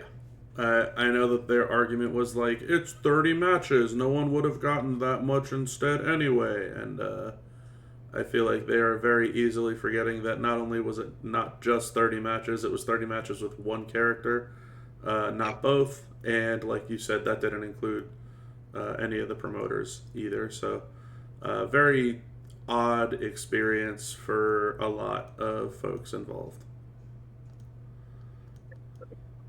Bob, if you go now that you're official, if you go back in the archives of the town hall mod chat, you'll see I had a math off with someone from Scopely when we were trying to resolve what the correct compensation would have been.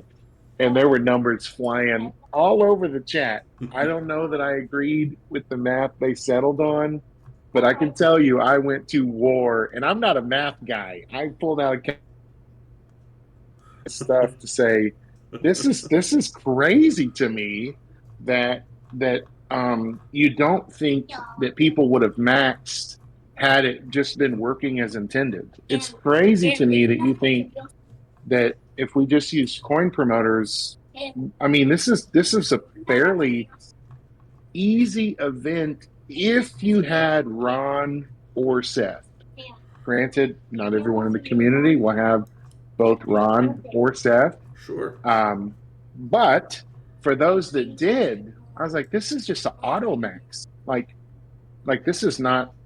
No one should have stopped short of that final chest had they been getting that 150, whatever it was, 1,500 bonus points for having that CSS. But yeah, we had a math off over over what quote unquote the fair resolution was. Yeah. Yeah, I can only imagine. I will definitely have to check that out at some point in the near future. I definitely have not gone through any of that stuff as of yet myself. Um, but man, this showdown weekend was an experience for a lot of folks. I don't really like stepping on any of us' toes, so I'll get in while the getting's good right now and just make a very quick comment. I played the game out the gate. I got my showdown done for the first couple of hours. I headed back into the voice chat at about 7 p.m. Eastern, maybe a quarter to 7 p.m. Eastern. And I was asking people what was going on and what happened. And everybody essentially was very angry that the game just wasn't working as intended. And that there was no point in playing the game because it didn't have any of the CSS points and nobody was making any progress. And I kind of just threw my hands in the air, to be honest. And that's not really a good situation. Obviously, I say this before I was, a official content creator and representing the company and all that type of stuff. But and I will say this even now on the podcast, right? Because I'm still a very open, honest, and blunt individual. It is not a good look when you have people that actively enjoy playing the game or representing the game or speaking on behalf of the game that get so frustrated and so fed up that they just throw their hands in the air and go, I'm done. I don't want to play anymore. And they just walk away from the game. And that's exactly what happened that night. I threw my hands in the air, put my phone down, and I messaged a couple other friends, and we hung out. We hung out, drank a little bit, played another couple of games, and had a wonderful Saturday night. And then I showed back up at about 1 a.m., something like that, and it was like, look, I'm getting ready to go pass out. Has this been fixed yet? No. And I just caved. I had like 14 energy at that point in time. I'm like, all right, well, I'm just gonna do all this, and I'm gonna go pass out, and hopefully they fix it. But that's not ideal for the game at all. For Scopely, for Champions, for the community, for my faction of people that want to hang out, all that type of stuff. Like, that's not good. That doesn't garner a positive environment, atmosphere, player base, any of that type of stuff. But that is what happened. That is 100% what happened on Showdown weekend. Woke back up to find out that it still wasn't fixed, and I was kind of over it. I'm like, man, it's Sunday. I want to enjoy my Sunday at this point. It was definitely not a feels good weekend. That's for sure. It was more of a feels bad one, and that's never ideal. Never ever ideal. Ben, talk to me weekend. Or no, you already talked to me weekend. Sorry. Chris, talk to me weekend. Well, in terms of the prize wall stuff, I'm willing to believe them that the gear was intended to be that low, but the plate definitely was not. And I'm very happy that they kept it, where it was, because I was able to get both the gear and the plate. So I consider that a pretty successful weekend. Yeah. But I will say, in terms of the CSS stuff, I think the most frustrating part about it, at least for me, is that this is like a core part of the weekend showdown, and it's something they do every showdown. So it's something they've done plenty of times. It's like, how do you mess up something that you have done, like dozens of times in the past? We haven't had these issues, and now all of a sudden we are. Yeah, it is very odd to realize how frequently we get some type of issue with a game mode that we've had for so long. I remember there was so many people that were making fun of Feud recently, because it's like, oh well, why even bother with Feud? It's a brand new game mode. This is a developing company. All these jokes that people make, and it's like, I don't have an answer. I just don't have an answer how we keep stumbling on our own feet like this. I wish it was just something that worked, because it just doesn't feel like it sometimes. It's really sad, man. It really is sad. It could just be so much better. Like Rusty was mentioning, right? Good intentions, poor execution. I don't really have much else to say besides that. Anybody on the... I mean, we could talk about the prize wall of the showdown for sure, right? Like, that was a wonderful goof, I guess, in terms of player win for 2,400 for a plate. That it's a nice plate. It's not going to make anybody insanely strong that wasn't already good. But man, that was a weekend. That was a radical weekend. So, I am one of the masses that was extremely angry. Because basically I stopped playing. Yep. I'm one of those people where I don't collect the extra energy until I'm kind of done all the side missions, is what I'm gonna call it. And then once I'm done all this, use this character, do this, do this amount of damage with black gems, red gems, so forth and so on. So I myself had probably 32 health raring to go. Plus, I was basically one-clicking every match because I had Muda in my first slot. Okay. I would have easily breezed through everything. And I'm one of these people where if I'm really rolling, I'll go in and buy another 16 or whatever else and just keep it going. But once it wasn't counted, it was just like, all right, they're not gonna know how many matches I did. They're not gonna give me the correct points that I did, so I just stopped. Yep. And then, when I looked at the amount that they gave in that little thing, I'm like, really? Cool. Because you couldn't track it. You couldn't track how many people were doing, especially if people turn around and stopped, because it wasn't counting. Yeah, there's no chance. So it's just like, it's always like, for some reason, and this is constructive criticism here. Shout out to Rusty. You can't do things good, and then crap, and then expect everybody to just be happy-go-lucky. You can't. There has to be some accountability and responsibility to the player base. Things don't always work as they planned. I get it wholeheartedly. We all know stuff doesn't always work the way we want it to work. Very true. Some accountability and transparency is, hey, we'll just call him Bob. Bob in accountant didn't hit the button. Sorry about that. Look, this is what we're gonna do. Simple. It lets people know that, hey, this wasn't intended. This was a mistake. Here we go. You can put an in-game message to everybody probably in 15 minutes. I think Rusty shared before in a podcast that there's Gerson in Canada, there's Furpo in Spain, there's Neil and Mike and Charles in San Francisco. So if you only got like 4 guys running this game, that's the problem. You need to cover everything. You should have it to where you can cover everything. You should have somebody somewhere where it's daytime and it's the middle of the night for people on the East Coast. That guy is in tune to being able to fix something. It's just, planning and coverage. If you have some people who know how to do their job, and then you don't have to wait, what was it, 10 hours, 11 hours before we got a resolution?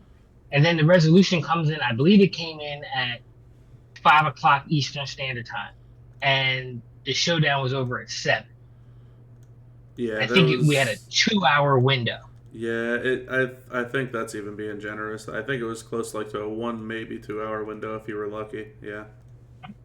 So you get a 2-hour window, but wait, you just took away 18 hours. Mm-hmm. So that's my overall issue. When blunders happen, be transparent and be in a place where you can say, look, hey, this happened. This was a mistake. Here's what we're going to do to fix it, so everybody knows going forward. I'm pretty sure enough mods were playing at the time where they were like, yo, this isn't working, and somebody sent a message to whoever. Now, if you only got one guy that you can send it to and he's got to sleep, he may not get that message for 8 hours. Right. That's the poor planning that I'm talking about. Yeah, it's tough for this game to have that coverage, strictly because it not only is a global game, but they are not the tippy top of the totem pole, so to speak, for Scopely. So that's a big deal breaker for them right now, to be honest. But yeah, it'd be nice. It'd be great if they could. It'd be great if they did. I don't think it's happening anytime soon, unfortunately. Rusty, if you want to drop on in with maybe your thoughts on the Radical Revolutionary weekend. Any quick hitter comments that you want to leave with us? Yeah, well, all I would say is I agree with everything that's been said. However, one note is sometimes I feel like when there's an oopsie in the game and the community gets kind of a goodwill algorithm has been activated, there's this, it's almost like, well, what more do they want? They got a deal on the plate. What more do they want?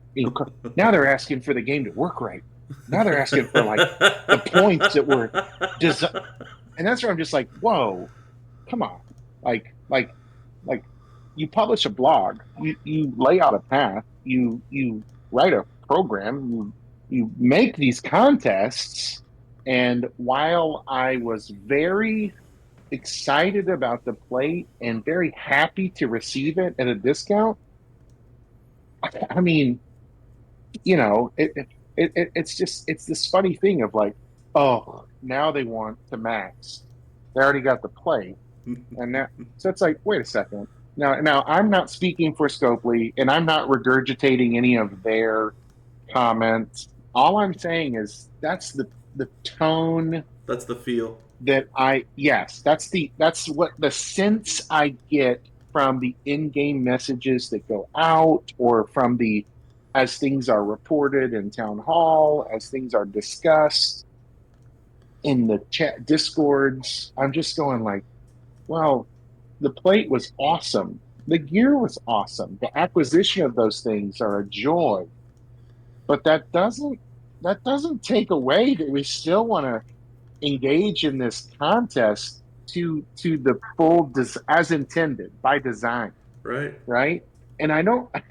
Sometimes it just feels like gaslighting the community to be like, "Come on, guys, like don't you got your oopsie. Now leave us the heck alone, for the Right. next 3 weeks." And it's like, Right. come on, no, come on, can't we all It does. play?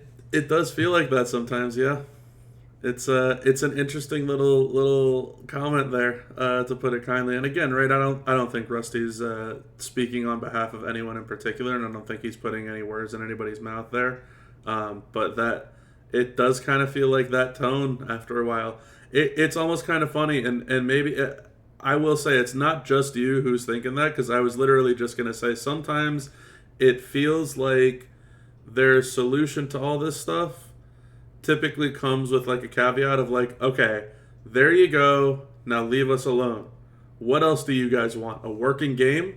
Like it's like that's the type of feel that or tone, I guess, that it feels like at times, right? Like, yeah, call me crazy. I would like I would like a working game instead of, oh well, I got a one up. Yeah, cool. I got a plate for cheap. I don't care about a plate for cheap. I just want the game to work. But yeah, I mean, look, the weekend was what it was. Obviously, a lot going on with it. I'm personally interested with Seth's new gear to see how that works out. 100% gem damage is nice. Looking forward to kind of piggybacking on the birthday surprise moment, to seeing how well that will help out Seth. This new plate doesn't help him whatsoever, which I find hysterical. But a moment, a gear, might be some nice pick-me-ups for the new Gen Acro Seth. Only time will tell as we get to see how that will play out. The prize wall for me was pretty straightforward. I ended up getting a Yeet plate, ended up getting a Drip plate. The Devil's Drip, that is.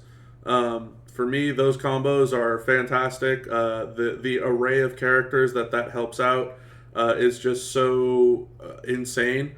To Envy's point, Kevin Nash becomes one of the absolute top in the game with that combination, with his revamp, with the moment, with the gear revamp, with those plates. Kevin Nash can hit close to 130 mil turn one in any game mode, which is absolutely wild. So he's one of my go-tos. He brings back a lot of nostalgia for me from way back when straps and medals were first introduced in the game. So getting another Yeet Devil's Drip combo just allows me to do that monster setup on somebody else. I'm looking forward to seeing if I can bring back Acrobat X-Pac with the same setup. That would be very fun. I'm not saying that I want to start feuding with him 17 feuds in a row like we did way back when, but it'd be nice to be able to break out X-Pac again and kind of witness the guy who used to carry just about everybody in way back when land to the top and maxing out their feud scores. That'll be fun as well. And having an alternate set for maybe using it on somebody like Raquel Rodriguez, right? Like having a test set. That'll be kind of cool to kind of mess around with some characters. I know a lot of people like NWO Macho with it. So it'll be fun. It'll be fun to mess around with another combo of the Yeet and the Devil's Drip. To me, those are two super strong skill plates. Right now, the only person that really counters it is Big Papa Pump with the column break reversal, which enough people at this point have experienced from watching the content creators or playing the test modes out themselves. So that one should kind of be ingrained in a lot of players' skulls of like, hey, Big Papa Pump, okay, no column breaks. So that was it for me on the prize wall there. Obviously, got the gear and the skill plate because of how cheap they were. And we'll see. We'll see where that gear ends up with Seth. We'll see where that plate ends up. I have no perfect landing pad for that as of yet, but we'll see. Anything else on the weekend showdown before we talk about the new showdown changes that are coming up? No comments. All right, I like it. Let's go on to the new showdown. That's right, not just the new showdown, but the new. We not only got one update to Showdown about a year ago, but we got a second update to Showdown happening right now. It is currently live. The Showdown changes part 1 in the R70 update. We are getting another massive Showdown update being brought into the game. There is a prize wall. If you're watching this on YouTube, it is on your screen right now. Has access to all the promoters at 2-star bronze, has shards of the promoters on the wall as well. Lots of TP, lots of star fragments, lots of coins all up there for grabs, as well as the old Hall of Fame tokens. For me, I typically skipped on those Hall of Fame tokens, but now as I'm realizing they revamped old Hall of Fame Hogan, who is an old Hall of Famer using those old tokens, might not be a bad idea to pick up some more of those in case they revamp some older characters. But there's going to be a lot of changes going on with Showdown. Phase 1 is currently already live as of this moment in the regular career Showdown, not the weekend Showdown. So they're revamping matchmaking.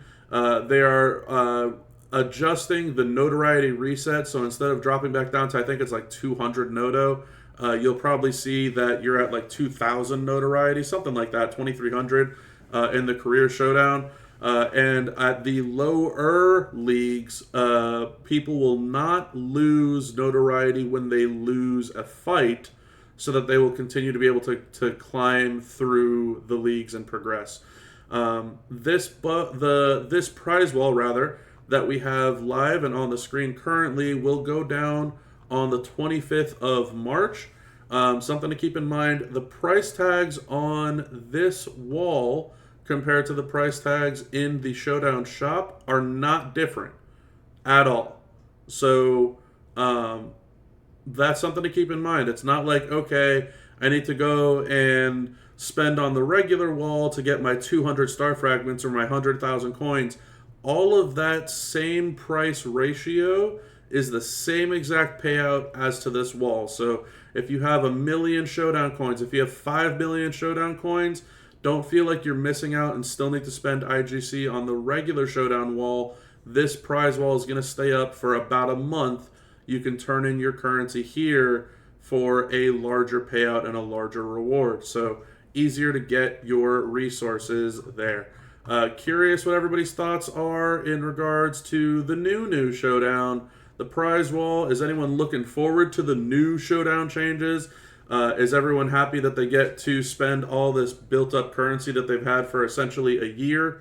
The one thing that I will leave my comment on is whatever these new changes are, and maybe I'm a weirdo, I actually hope they stick. I'm an oddball with this, but like, as great as this resource wall is of coins, TP, star fragments, tokens, right? That's a crazy win, I think, for everybody across the board. I don't really like having to do this year-end cleanup. Like, just give me this wall year-round.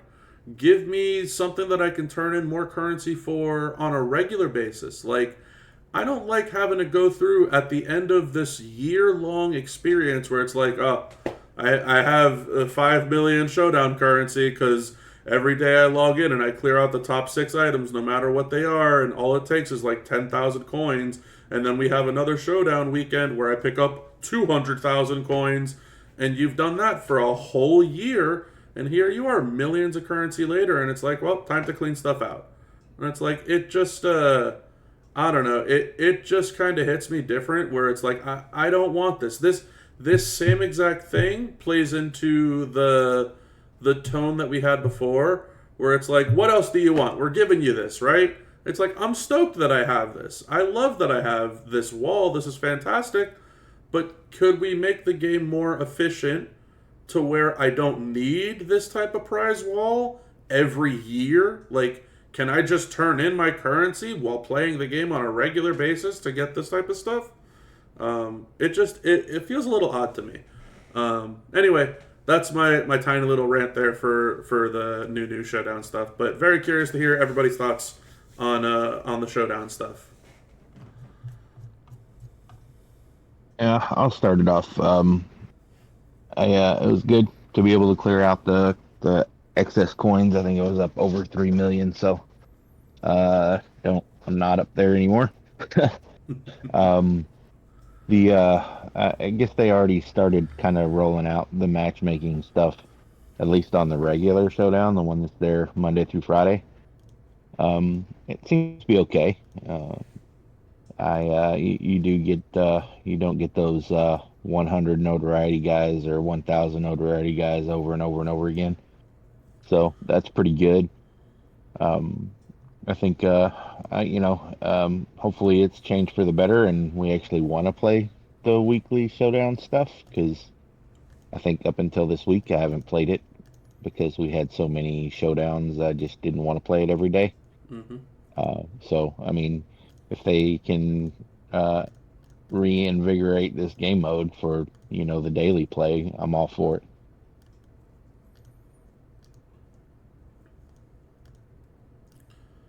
Anybody else on the new Showdown stuff? Very curious to hear everybody's thoughts on this one. So I was thrilled to be able to get the star frags you need. Got my purple TP back up, so we're back in the game on purple TP. All right. And to get tons and tons of coin that they're gonna try to suck us dry of before too long.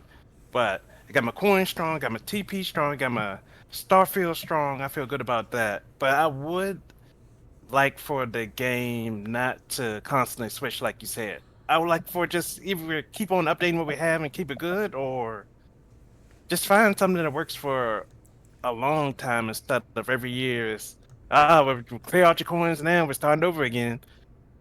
That's kind of a nuisance. Yeah. Okay. So I'm glad it's not only me who feels that way. Chris, talk to me. Thoughts on the Showdown, the prize wall, everything. I mean, I agree with you on the prize wall. We should just have one, like, this big one should be here just all year, for when you build it up. So you don't have to spend, like 200, 500 a time. You can spend just a bunch of it all at once. Make things a lot more streamlined. I think that would be a great thing for Scopely to do, leave something like that up. I think the changes are good, provided they actually work when they get them out, because we all know, at least that very first Showdown, it's not. But I do think overall the changes they are making to the Showdown going forward do seem like a net win for the community.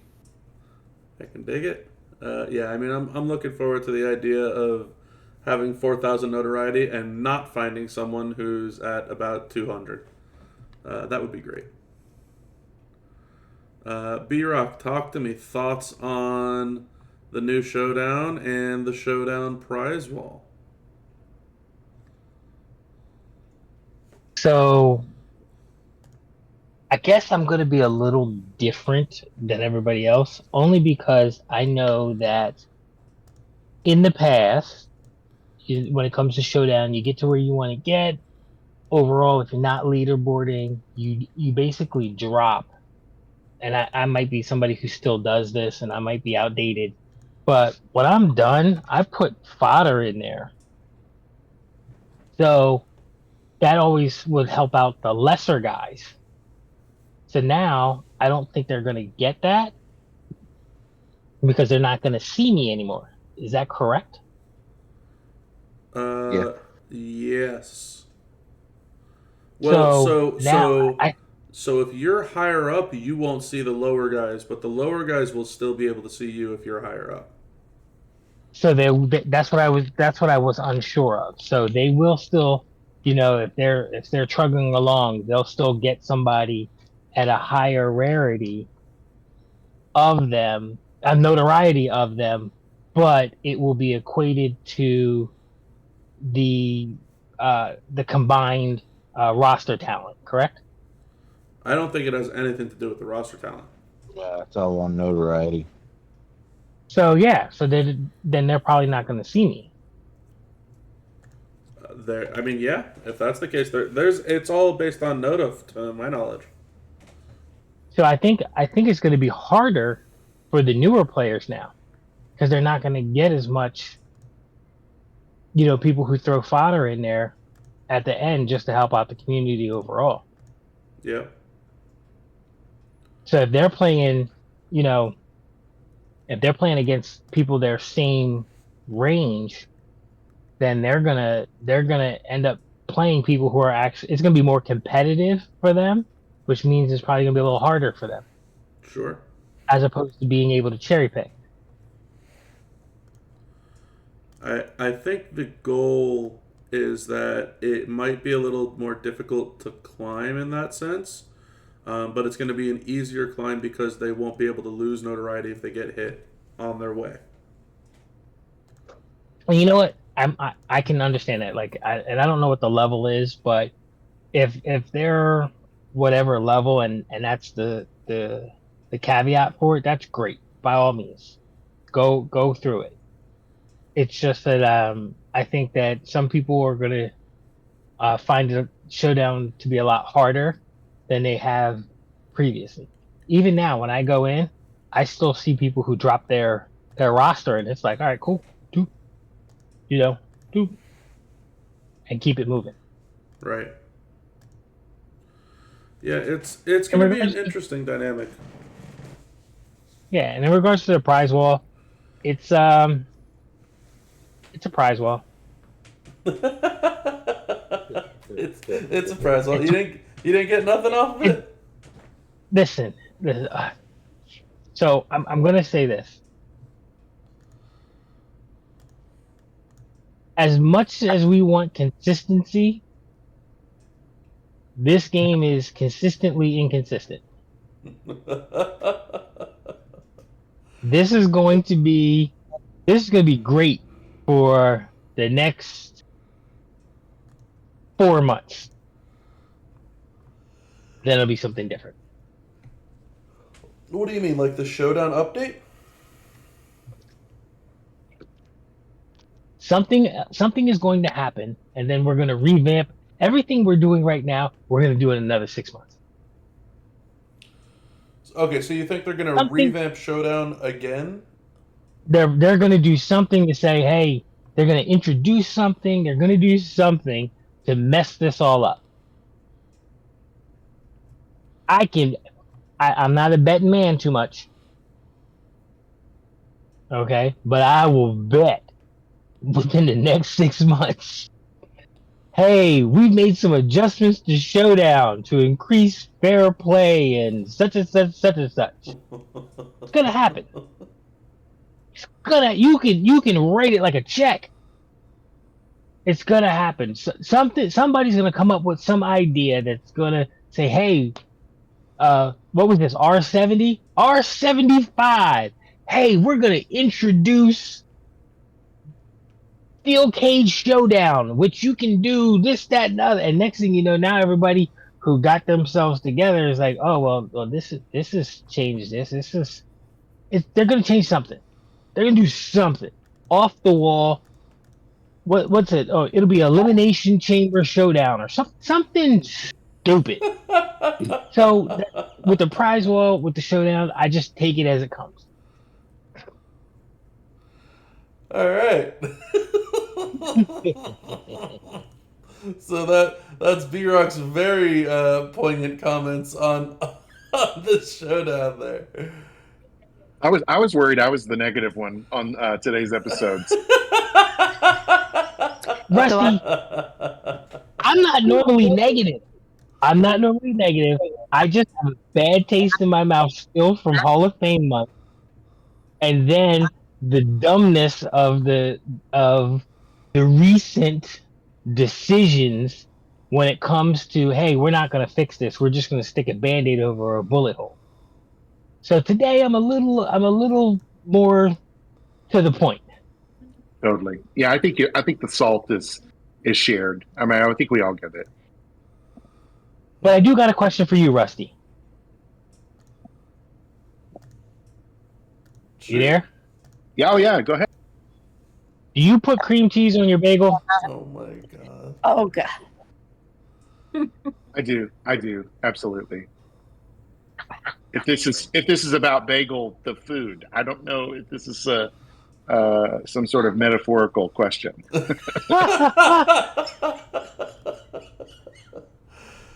Rusty, so ever since I've been made into the official content creator, the whole chat, the whole group here, my faction, everybody has been teasing that CC stands for cream cheese instead. Not me. Cream cheese. Yeah. That's funny. Well, Shell, talk to me. Thoughts on the showdown? So about that prize ball. Yeah, about that prize ball. Let's go back about that prize ball. I was happy to be able to buy as much coin off of that as I could. As we Good. know, as a lot of us know, I am very impulse driven, and I end up demolishing my coin supply on a regular basis. Yeah. But you know what would have been nice on that prize ball? Some IOW tokens. That would have been Yeah. awesome. That'd be great. The issue is like they don't sell them in I know. in Showdown typically, so I think that's part of the reason. I don't really give a. I don't want to use good language here. I don't really give a crap about Showdown that much. I'll go on. I'll do my CSS. I do what I can, but there's like no chance of leaderboarding because I'm one of those people who literally get one, maybe two IOW tokens in my shop, and that's not enough to do anything. And with so many different promoters, it's nowhere near enough. sure. So I just don't care about Showdown. At least try to leaderboard. Sure. Yeah, I can respect that. Rusty, thoughts on the showdown, on the prize wall, on the new side of it? I know you were mentioning that I helped connect the dots in regards to the fix on the other showdown, so want to hear your thoughts here. I'll say that, I guess, for the audio or the video audience, if they're watching, is like, so we had just talked about the broken showdown, and then Bob, the agenda moved on to the new showdown format. For me, that connected the dot. That's the reason they were so slow to fix that broken showdown, was because, oh, this is it. This is the final sailing of this ship. So like, don't ask us to patch the holes because it's sinking. We're gonna let it sink. We're gonna let it die. We're gonna let you hate it. We're gonna let you have a miserable experience. We're gonna leave a bad taste in your mouth so that when we introduce a new product, it tastes so sweet. It's so good. Oh, it's just way better than that showdown before. And so I think the prize wall is part of that. Sugar on top. Hey, Yeah. look over here. Look how good this is. See Right. that new format and that new shop and what it's going to require. But man, the format of the show, I think for me was like, oh, that's the truth about what happened maybe last weekend. Yeah. Either that or I'm a conspiracy theorist. I think everybody that plays this game has their own sorts of conspiracies about the game, right? I don't think there's anything wrong with that. Look, I obviously got on my little rant at the beginning of this point, and I mean, I still stand by it. I wish this shop was around all year, if that's what it's going to have to be, or that the regular Showdown shop was better. I don't really feel like spending 2,000 Showdown currency for some star fragments is gonna put a dent in my Showdown currency wallet when we're picking up like hundreds of thousands essentially every Showdown. And that could be whether it's the weekend or the midweek Showdown. The way that those events are tied in now with how the coins amount to points, and we need to get a certain amount of points to get to a certain milestone in the event. I don't feel like the currency is going anywhere anytime soon. And so if the currency isn't going anywhere anytime soon, then maybe we should up the shop to see what it looks like, right? Like, who really cares about 100 star fragments when you need thousands to fill 1 star on one character? That's why they're selling 48,000 star fragments for 480,000 Showdown currency. But people are going to buy those by the boatload because they finally get them, right? That's also the other side of it, is like, man, so many people are going to get star fragments because they're not really available anywhere else. So I guess before we hop off of the Showdown point, and I know Shell made a comment about her getting coins. What was it that everybody kind of got off of the prize wall? Because this essentially is your regular Showdown prize wall. It's just inflated, right, to 10x, almost 100x, right? Like, you get 8,000 star fragments of one color, and there's times that they're only selling 100. So, what, 80x of the payout? I mean, there's a lot available. I'm just curious what everybody got here. I personally haven't spent my Showdown currency because the coins that we're still earning right now is feeding into that wall. So I'm gonna kind of wait a little bit longer and see what resources I might need, whether it's coin, TP, Hall of Fame tokens, or star fragments. But I'm just curious what everybody got.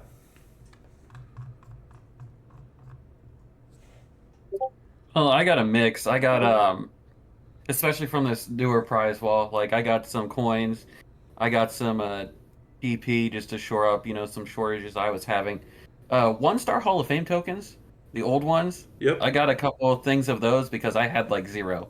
I had ran out. And I got some of those, some of the 2-star old Hall of Fame tokens, just so I had some, and then the rest went into star fragments. Gotcha. So I think the star fragments are the biggest thing to fill in those stars and all that.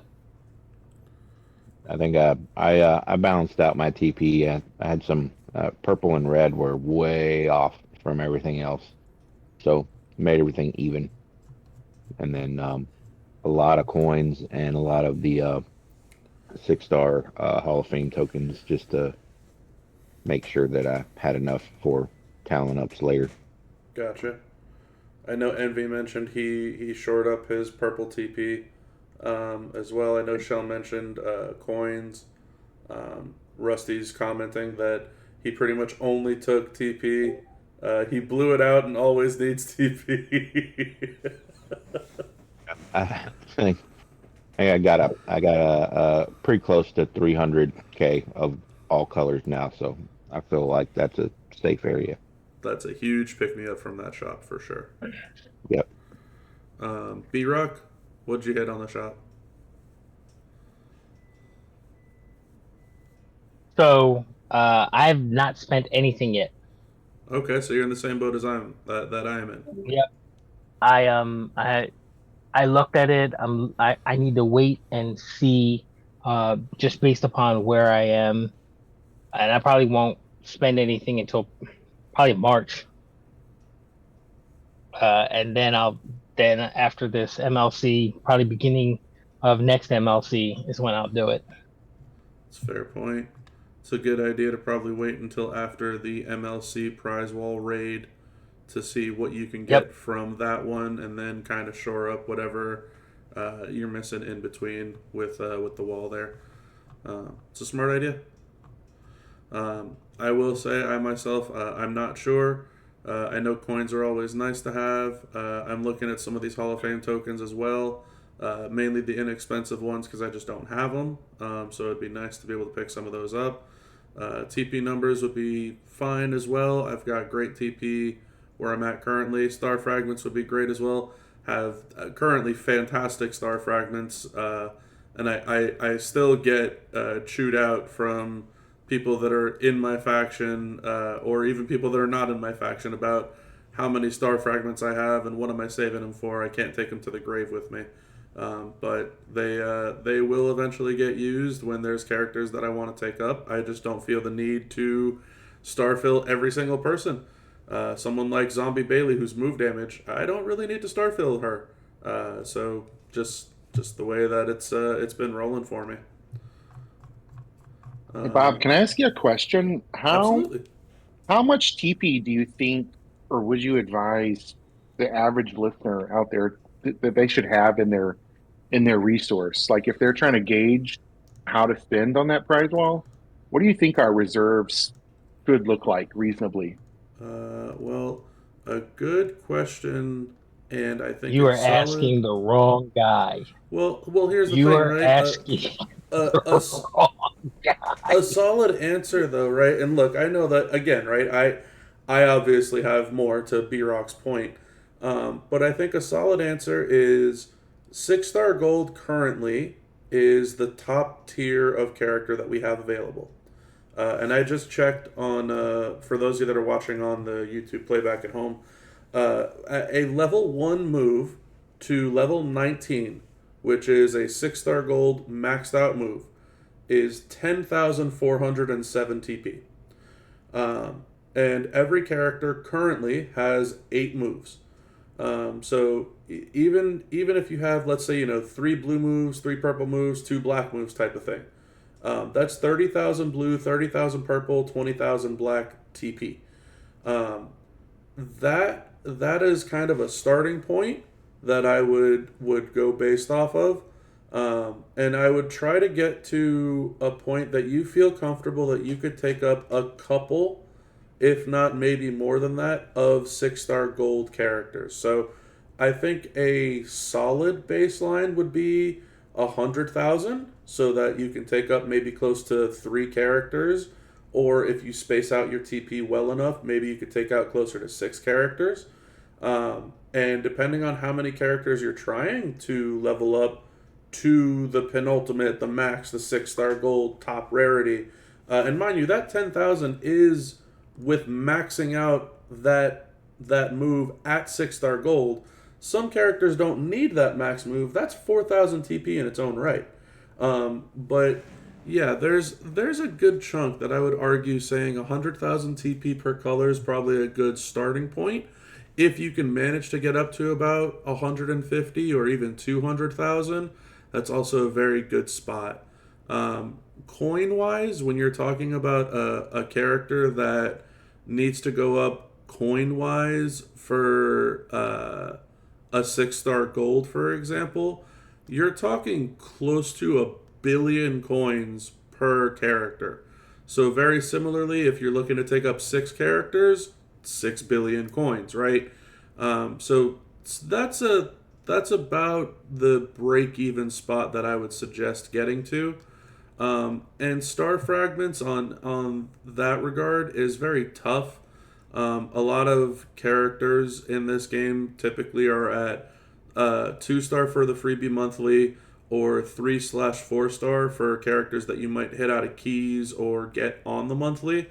Having about 10,000 star fragments per class is enough to fill one character's stars to the absolute max per class. So it all really depends how many characters you're wanting to work up, but that would be what I would suggest be the baseline. And that's a me thing personally, right? Maybe I'm giving some bad advice, but that would be what my suggestion would be. And anybody else who wants to chime in, by all means, feel free, for sure. No, I think I'd agree with you. I think 10K star frags each is a good place. It's not going to do everything you want, but it'll get you what you need. 125K TP for sure. That's probably a comfortable spot. I feel like if I get down below 80 on any one color, I kind of freak out.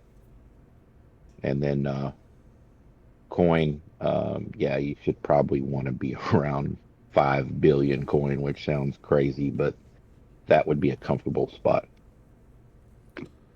All right, B-Rock, lay it on me. Why am I crazy? So I don't know. Hopefully everybody who watches the pod actually tunes in to when Bob streams. And long time ago, I gave Bob a nickname. Not only because it's close to his area code, and I'm talking about this is years ago. This is not recent. This is years ago.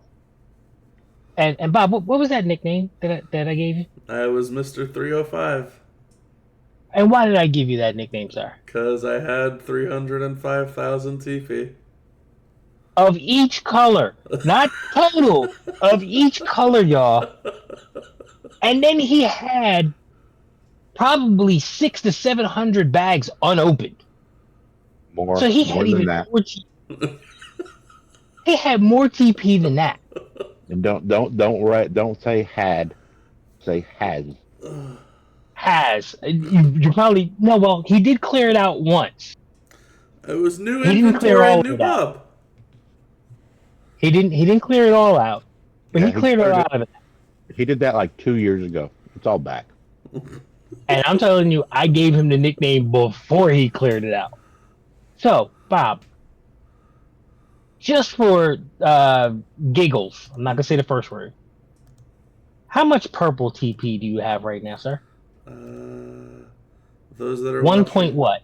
Those that are watching at home on the YouTube channel will see I have 525,000 purple TP. And that's probably your lowest? No, actually, that's my. It's right in the middle. It's third highest. Okay, I'm shocked because I knew you had 1 million. Just tell him to click on the inventory thing and look at the bags. Let everybody see it. I'm going So to keep Ben- my inventory away from the YouTube audience.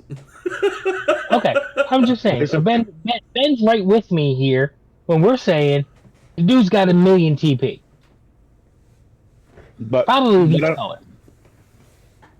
But I will say what he said was, I mean, that's what I kind of go by. And I don't have 1 million TP. I do have a pretty big roster, but I kind of take up people whenever I want to. So those are kind of what I try to keep to do what I'm doing. Agreed. Because Bob is probably the only. I don't want to say he's the only. I don't know too many people who have a 12 or a 13 million talent roster, and that's probably got anywhere from 15 to 16 level 1 guys. All right. Calm down. Okay, I don't know how bad the level 1 thing is anymore. Yeah, I've got. I only have 6. You only have 6. 6 level or do 1s. you have 6? You have 6 level 1s that are what? 5-star golds? No. Like Ryback, Gas Mask, Dean Ambrose, Gold Dust, Diesel. Like No. I'm talking about you've got 5-star gold guys there that have 1 level move leveled up, and that's it. No, there's 2 6-star bronzes that are level 20. They're not level 1. But like, but you know, why am I catching strays right now? I'm trying to help everybody know how many resources they need. I'm just saying, I don't think the average. And again, this is the average. I don't necessarily know the average person is going to have the resources of 100k TP at the moment. I think that's a little high for the average. Sure. I think that's more. Well, I'm not even gonna say penthouse. I'm gonna say, condominium level of a player. The average people are probably running 50, 40, in regards to TP because they have to level up. A lot of people because they don't have the shards that spenders do. Sure. One of the benefits of people who spend is even if it's a crappy pull, you're getting shards. Yeah. You're getting shards. You're getting shards over shards over shards, which basically help you in the end, and you don't have to use TP. I'm pretty sure people in here. It's only half true though, because with the 6-star stuff, those shards are super important. So I tend to use TP way over using just dupe shards, to be honest. Yeah, Yes, but if you really look at your shard amounts, perfect example. I think you said somebody used Acro Nakamura. I'm pretty sure out of this group, somebody's got close to 1 million Acro Nakamura shards. Bob. Why am I getting called out? I have 180,000. I just checked. Listen, leave me alone. Okay. All right, I don't need all this shit. I'm just saying that overall, we have more shards to play with than the average person who's not really spending but is playing the game and they grind. So they're using their shards for that character to get them up because they may not have all the resources of 100,000. Sure. That's all. Sure. Yep.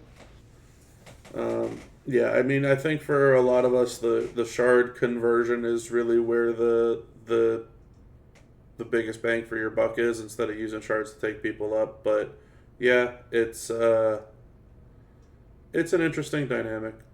I think that was a great question for what it's worth, Rusty. I don't know if you left your own comment on what you think a bullet point was, Rusty. Maybe I replied to it. Oh, your off the wall answer would be 200k of each color to feel safe and 1 billion coins in savings. Is that about right? Well, I think so, but I also evaluating my response against yours and others. I need to get better at saving. I need to get better at not wasting resources.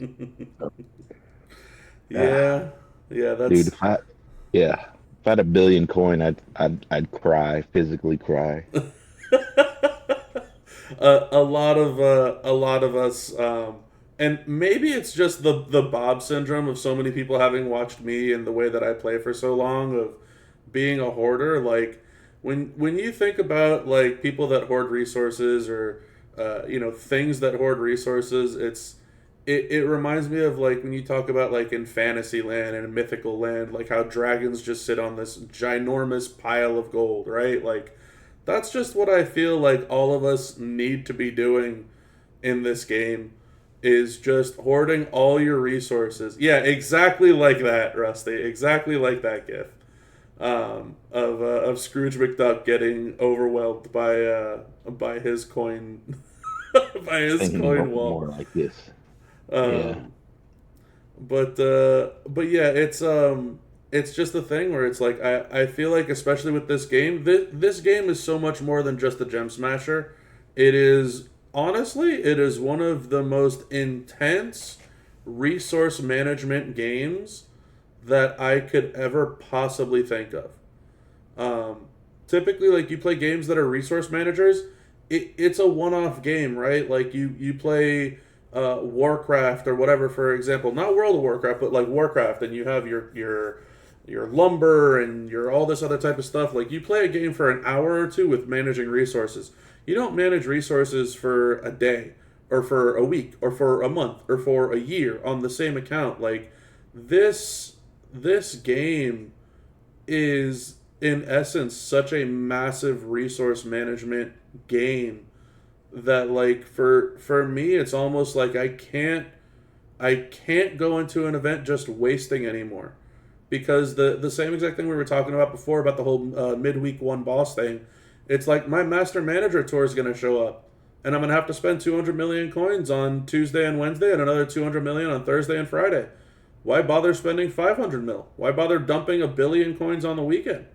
I don't want to do that. I'm just going to wait until I need to spend it, and then I'll spend it on things that I feel like I get enough of a benefit out of.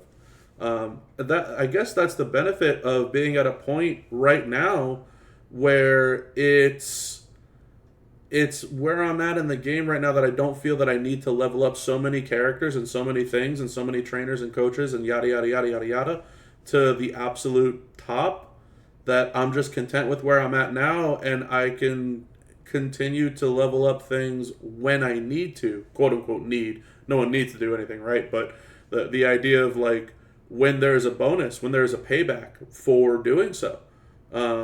I learned that the hard way when I very first started playing the game. I didn't realize what the whole deal was with Talent Up. My very first Talent Up, I took every single character on my account, I think other than Ryback, to level 40 or level 20 or something like that, because I was like, why would I ever level up all these characters to these 3-star levels? It's so much more resources, and I don't get anywhere even remotely close to the amount of talent. And that had essentially ruined my talent up for like the first year or two of me playing the game. So yeah, that was it was a different experience for sure. But yeah, I think it was a good little segue, a good little break, so to speak, discussing some resources for sure. Anything else on our Showdown prize wall before we move on to the event that everyone wants me to talk about? It's been 2.5 hours in the making so far, this podcast, and finally we get to discuss the Valentine's Day midweek event. I am not going to say it. Come on, Bob.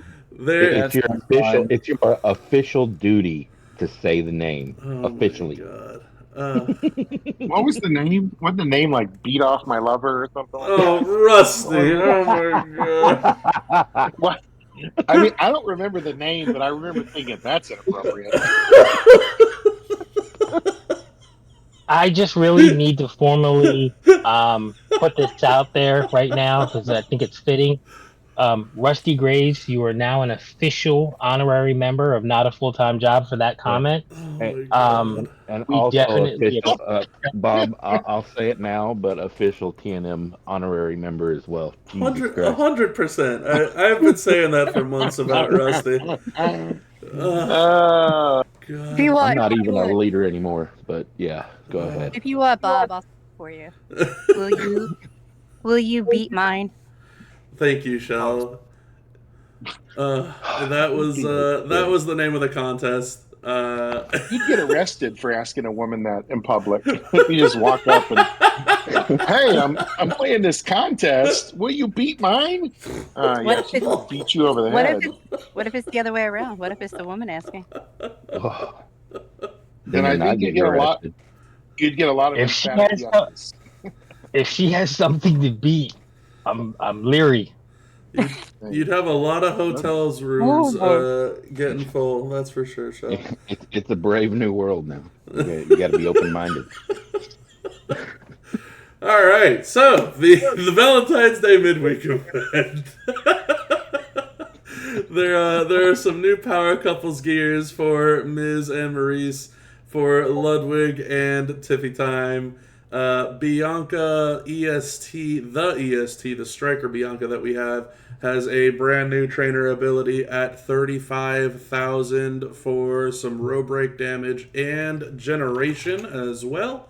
And for some odd reason, this midweek contest runs into the weekend. So something to keep in mind, Bianca is a coach, not a trainer. I know that the wall mentions that she's a trainer, not a coach, but she is a coach. So 100% row break gem damage, and you will generate 2 more row breaks. Very, very odd experience for me on this Power Couples event, that the midweek prize wall runs through the entire weekend. We've had a couple of these before, but not like this. Like, typically the ones that run through the entire week are like, thousands and thousands and thousands of prize wall. This is like just tens of prize wall. This feels like they extended a weekend contest instead of extending a midweek contest. There was also a chance at getting some Indy Hartwell shards in this contest as well. There was the Pull Like the 90s loot contest, because that was a wonderful name too.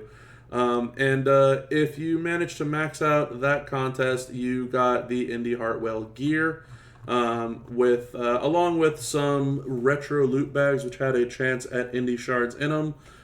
which was a minimum of 250, a maximum of 1,000. So if you were close on Indy Hartwell and you spent a little bit to a decent amount, there was pretty much no way you were walking out of this contest without Indy if you wanted to drop a little bit of money on it.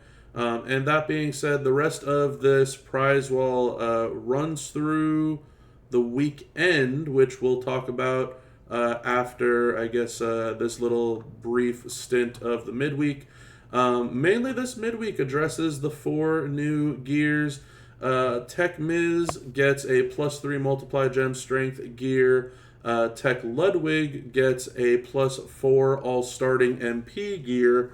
Miz and Maurice gets a second gear for +2 starting MP, which is currently on the shop right now for $20. And the Tiffy Time gear gets a second gear for +5 to all starting MP, and that is strictly in the loot itself.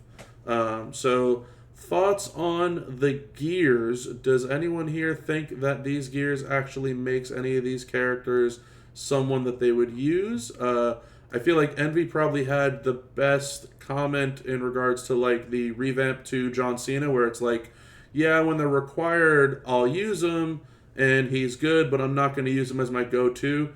Do you think that's kind of what these gears do, where it's like, yeah, when I need to use them, I'll use them and it helps them? Or is this someone that you'll always use, or do you not really feel like this really helps them at all? For me, like the Miz one seems completely unnecessary. The Miz was already absolutely crushing if you decided to use the Miz and you liked his gameplay. But this doesn't lower his chance to cascade at all. It just makes him stronger, which he didn't need to be stronger if you didn't mind playing him already. He was already destroying everything at silver, let alone at gold. But yeah, curious to hear everybody's thoughts on our new gears. I think like you, after watching your videos on your channel, you should see these new gears, couples included. They make the characters better, but they don't actually do anything that changes how they play. So I use Ludwig Kaiser any chance I get, just because I got the drip plate. So he was fine as he was. You throw the gear on him, he's still fine. He still does what he needs to do. And sometimes I want to use him, sometimes I don't. It just all depends on what mood I'm in and what we got to run for a feud. But all these gears make some of them slightly better. Not so much Maurice. She isn't like great with her gear. And Tiffy's Tiffy. They're putting all the things on Tiffy these days. She has gears, moments, plates, everything to make her something that they wanted her to be when she started. And one of these days, she's going to be the best woman in the game. Just takes 3 more plates, 3 more gears. We're right there.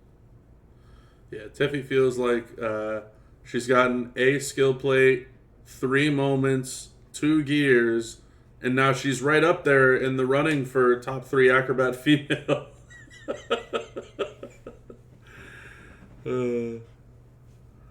But yeah, anybody else on these new power couples gears? Curious to hear everybody's thoughts. I mean, I'm pretty much in the same boat. They make them better, but they don't change their gameplay or make them good enough to where I'm, going to use them because of these gears. The only one I really use is the Miz, and he doesn't need his gear. He already hits like a truck anyway. Yeah, that was something I noticed, that with the gear, he was hitting like 100 million at silver, which was bananas numbers as is. But it's like, even without it, like, what do I care? I'm still going to hit 80 or 85 million at silver, right? Like, I'm going to break 170 at gold. He's crushing. Here's a quick soundbite on the new power couples gear is I don't need any of them. I'm not impressed by any of them, but I want them all. And the psychology of this game, this is a perfect example just of the psychology of this game. The same outside of the indie Hartwell gear, I'm not sure any of the power couples gear ever have made a difference competitively. So it's Yeah. a fun addition. It's a desirable addition. I love the offers they rolled out this week for the a la carte, like grab Dominic's gear for $10 or grab, Seth's power cup. They're like I bought most of the offers. And I find myself having, why did I do that?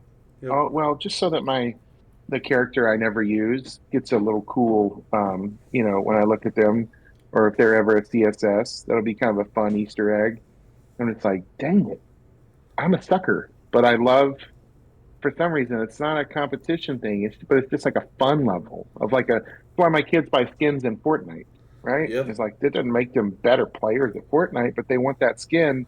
And I think this Power Couples gear to me is kind of like a skin. I wanted to see Dom in his little tuxedo, even though he's horrible and I can't use him in any uh, formats. Just want to get that little cosmetic upgrade. And I will say Rusty showed up in my world and he told me about all the great stuff he did and got indie shards, and I said, I'm gonna do the same thing. And wouldn't you know it, I got indie. So it was great. I'm so glad that Rusty told me how easy it was to get, and I got indie, I got a gear. They really stuck me in all the way once I knew it was a chance. Yeah, the fact that you could walk away with Indy was a huge win. So, I argue pretty often that Indy is the best acro in the game. Yep. Because she's ridiculous. She's ridiculously amazing. You don't need a ton of bells and whistles, and she hits like a truck.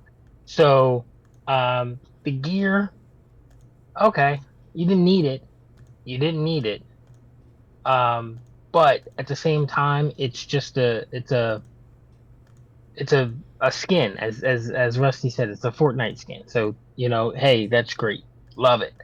Um, Overall, I will say the one thing I got out of this was um, Judgment Day Dom.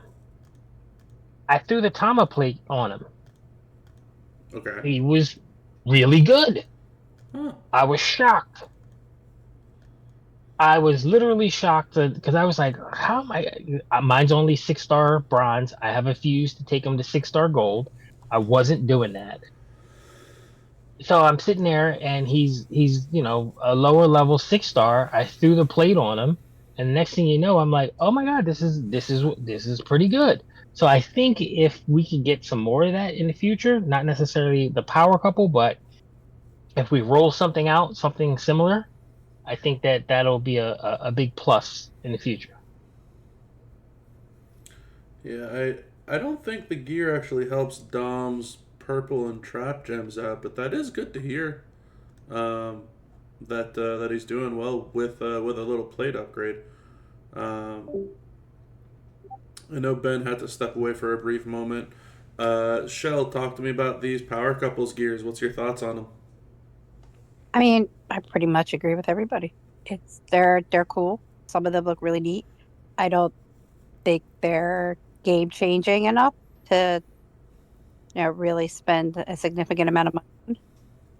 Although I also agree with Rusty's Pokemon example kind of thing where you want them all. Yep. I I held off. I held off.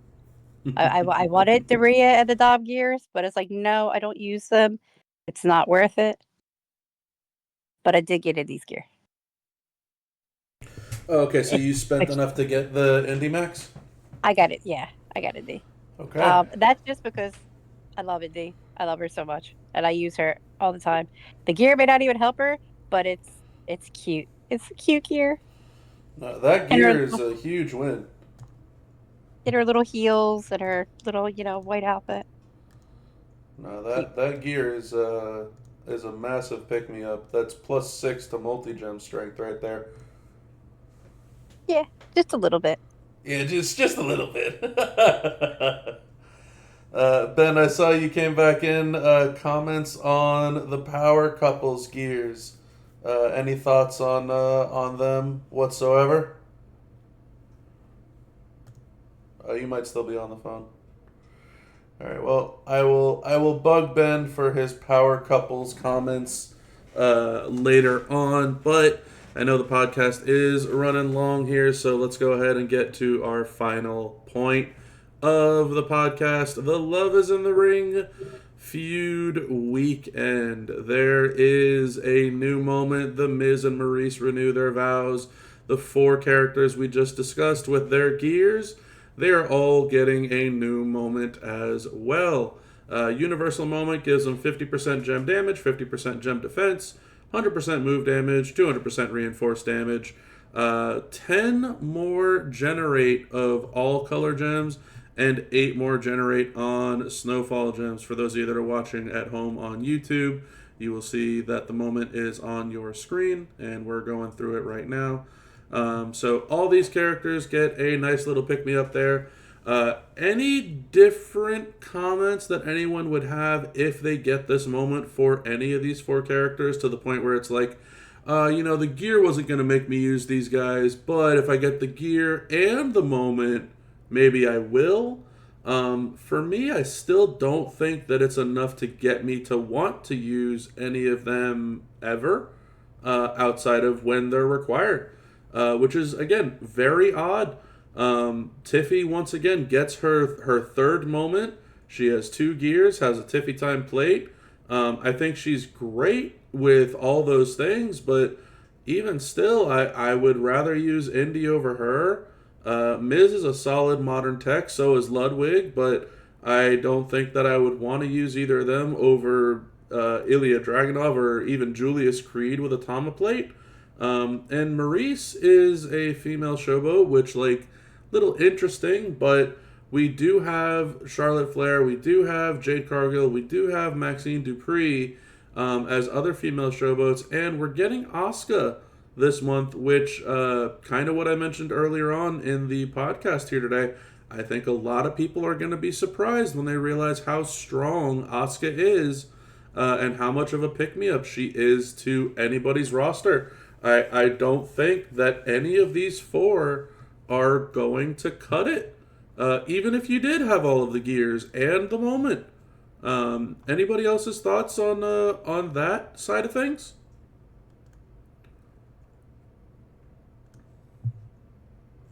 I mean, so we have 4 free superstars behind a paywalled moment. This should have been a table offering to celebrate the anniversary. This should have been something that the free-to-play community had access to, similar to the original Miz moment. It was a midweek prize wall. This would I just don't get it. I just don't get why. There's a shift in mentality, right? And I just like I said, if you've been listening to this whole episode, earlier in the episode, I said there's just this month's contest, this anniversary month.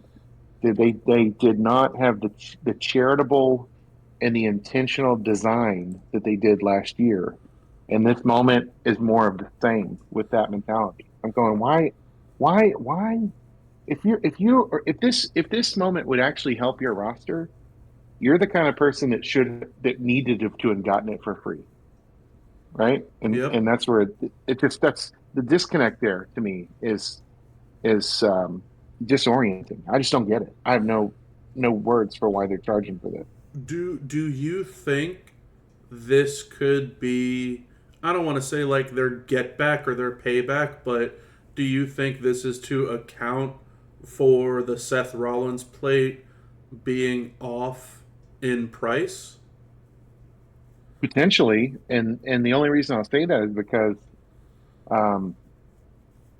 but yeah, just anytime a moment is kind of hidden or concealed, if it's in the loot, if it's in a deep milestone, a bonus milestone that requires spending, that it's by design, and if it's by design, that means intentional choices were made. Do I think it was connected to the plate? I maybe, but it was a decision they made by design, so we have to accept that. Yep. Yeah, I think like you're mentioning that if this was something that maybe could have been attainable in like the gold chest milestone, which should be attainable for everybody that doesn't have to go into the bonuses or spend anything or do anything excess outside of just playing the game on the weekend. I think that would be a pretty big pick me up. And moving forward, if this was maybe put on like the month long midweek prize wall, that would be a nice little pick me up too. Um, but yeah, I mean, maybe it's just a me thing, but I like the moment for the characters. I just don't think that it's, even with all of them getting a new gear and a new moment, enough to justify using them over anybody else that fits their class and era combination. It just feels off. I mean, I'm with Rusty on this one. This is something that should have been attainable for, the normal player, even the free to play player. It's not a needle mover by any way, shape, or form, unless you have a smaller roster. For most of us in here, this moment probably does absolutely nothing for our rosters. Might make using Tiffy more fun or something like that, but it's not a needle mover. Whereas the people who can actually use it aren't going to be able to get it because of where what Scopely is doing with it. It's one of the things should be in one of the lower milestones, maybe in the gold chest is usually a pretty good fallback for where to put things like this. That's where it should be. Right. Anybody else on the moment for the weekend?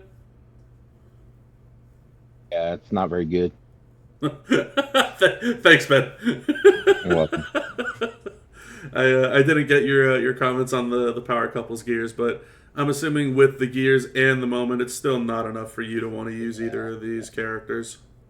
No, none of the new moments are all that overpowering either. I mean, you can tell we're trying to make Tiffy better one brick at a time, but still got a few more stories to go, it looks like. Yeah. Fair enough. B-Rock, I saw you unmuted. Thoughts? Question. And again, when I speak, I know that I'm not necessarily in this category, but how many shards of Seth do you think the average player has right now? The new Seth? The A tier? New Seth. Yep. Depending on how far they've moved into this week, I'm assuming somewhere around 1,000 to 1,200. Okay. So that's free to play average. So I know most people finally get to Seth like the last week of the month. Is the fair range that most people get. That's Sure. because a lot of the average don't have some of the contest superstars that are required, so they don't get the extra bonuses and things like that of extra shards. Sure. So if we're looking at this and we're only guessing, this is I'm diving into the conspiracy theory here. You're gonna punish people because they got something that you messed up, and they won't be able to really use any of it until the last week of this month or next month. Now, there are some, high-end people who are going to get it and have it already, and everything else is honky-dory. But I'm just talking about the majority of the customer base isn't really going to get Seth until either the last week of this month or the first week of next month. Sure. So some of the stuff is Scopely does what Scopely does. Sometimes, a lot of times, it just doesn't make sense. I mean, that's part of the game that we play, right? What are you gonna do? Thoughts on the moment, Shell?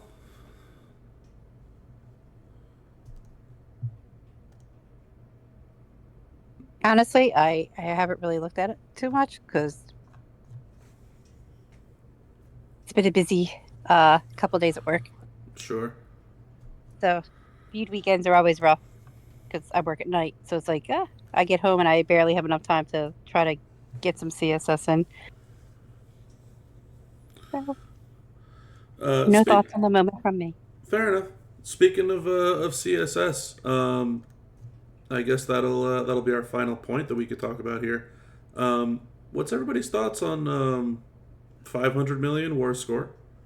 Mm.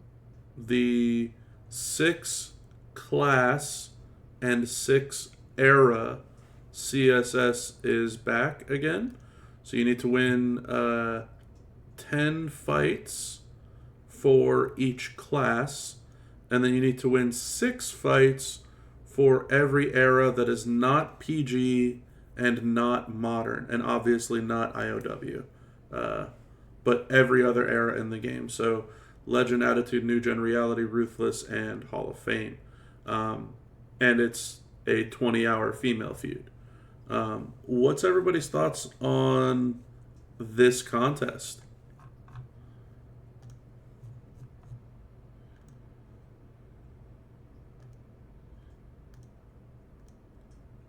Well, not all at once now, jeez.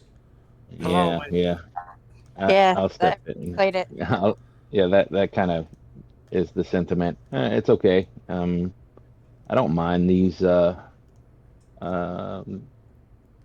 CSS or whatever. I think it's okay. It definitely makes you not have to grind as much to get to the max, but I don't know. I'm women's feuds are fun. Almost more than the men's as far as getting to try different stuff, but it's probably a lot challenging for a lot of people. Mm-hmm. Yeah, I wish there was more time. Like for when you have like all these the errors and the classes and the specifics. I just wish it was more than just like a one night feud. Like what's it a 20-hour? Yep. And it makes it rough, especially like for people who are not available during like half of it. Yeah, this is it's a lot of CSS. That's always been my take on this whole structure.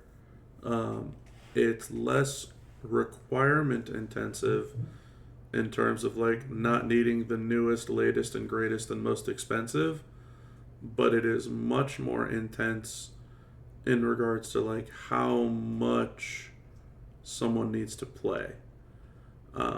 Winning with a class, that's not difficult. Winning with a class 10 times, and you have to do that for every single class, that gets to be a lot of time invested.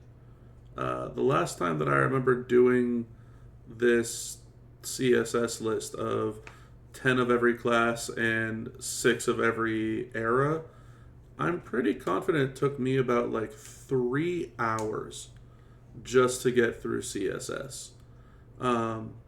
That isn't really ideal.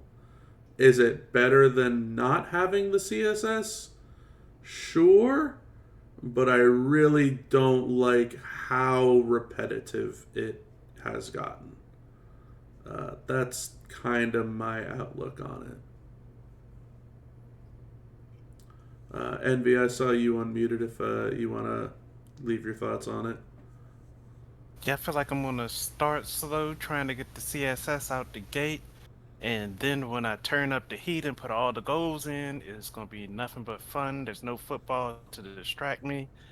AEW has their fake pay-per-view in the middle of the night after All-Star. I might not go to sleep. Oh, Envy gonna pull a full 20-hour. Maybe not. I mean, I'm a tired old man, so it probably won't work out that way, but I'll at least have entertainment the entire time. That's a very fair point. Any thoughts on our CSS here, Chris? I like the new format, to be perfectly honest. Just because it's something that's at least in terms of class, era, and all that, it's something that's obtainable for everyone, Yep. as opposed to having the really rare CSS, take like half the CSS and then have the other half be obtainable ones. So I actually do like that format. Yeah, I prefer this for sure compared to having a list of CSS that people just don't have. Um, I just don't like how many fights this has turned into. It's just so much.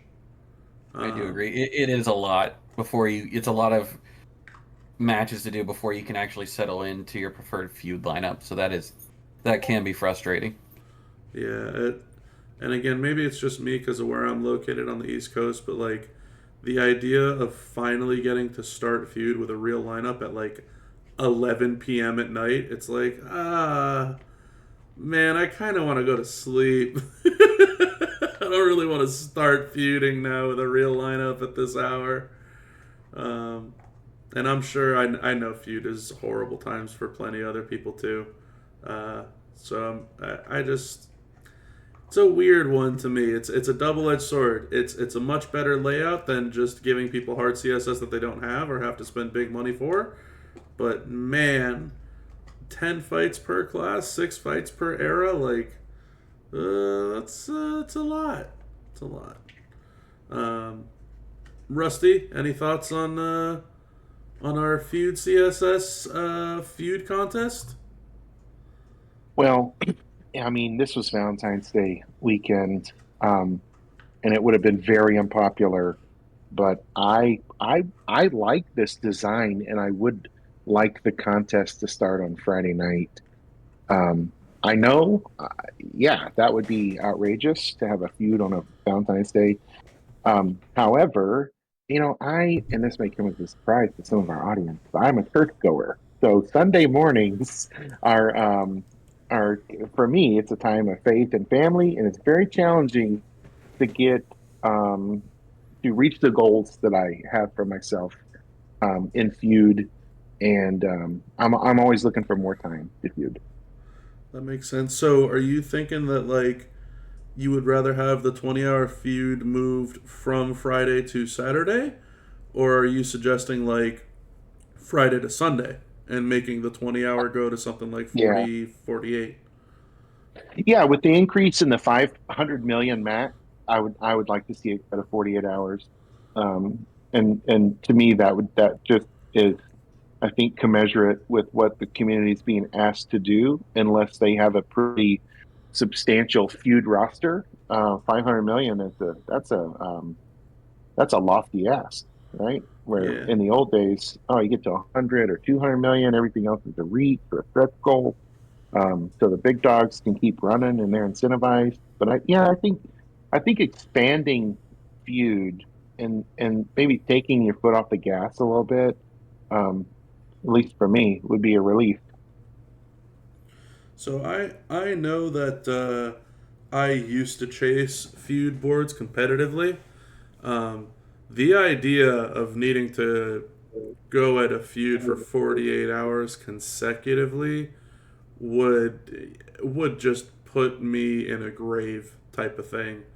Um, that being said, the format of feuds now doesn't really constitute leaderboard chasing.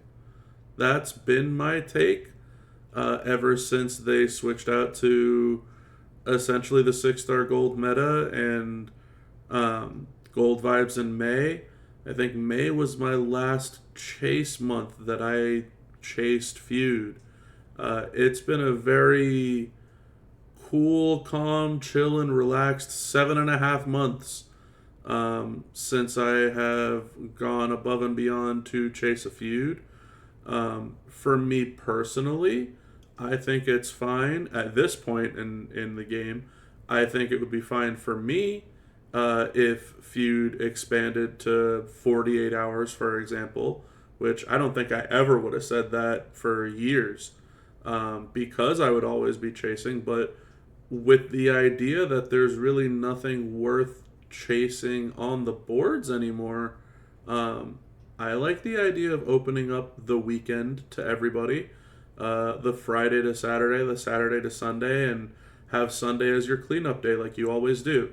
Sunday's the day where you get to play your leftover tours. Sunday's the day for your big spenders to want to spend their money so that they can, after the event is over, see where they're at and how much they need to spend in order to reach, XYZ milestone or to max out the contest. In this case scenario, we were talking about the moment. Maybe there's some spenders out there that post feud are like, I really need to spend 20 or 40 bucks, and that's what they do on Sunday. I could see the event kind of being expanded because, yeah, as it is right now, Friday rolls around and you log in at reset and you're done within 30, 45 minutes, and that's it for the day. You get your tours done and you just move on. So I could see them trying to expand Feud a little bit more. Maybe, and this is just another idea, is that maybe they come out with some other type of event, right? So instead of making one feud 48 hours, I know there's been a lot of, not rumors or anything, but a lot of requests, I guess, from the player base of we want 1v1 feuds or something like that. Maybe they just call that, brawl or whatever terminology they want to have that, and you can have your feud for your Friday to Saturday and your brawl or whatever it might be for one-on-ones for a different contest or some extra points that feeds the feud contest on the weekend from Saturday to Sunday. That way you're not really missing out on anything or losing out on anything for that event if you can't participate. Just spitballing an idea. No idea if that'll ever happen. But yeah, I mean, a lot that we touched on in this podcast. It definitely went longer than I anticipated, that's for sure.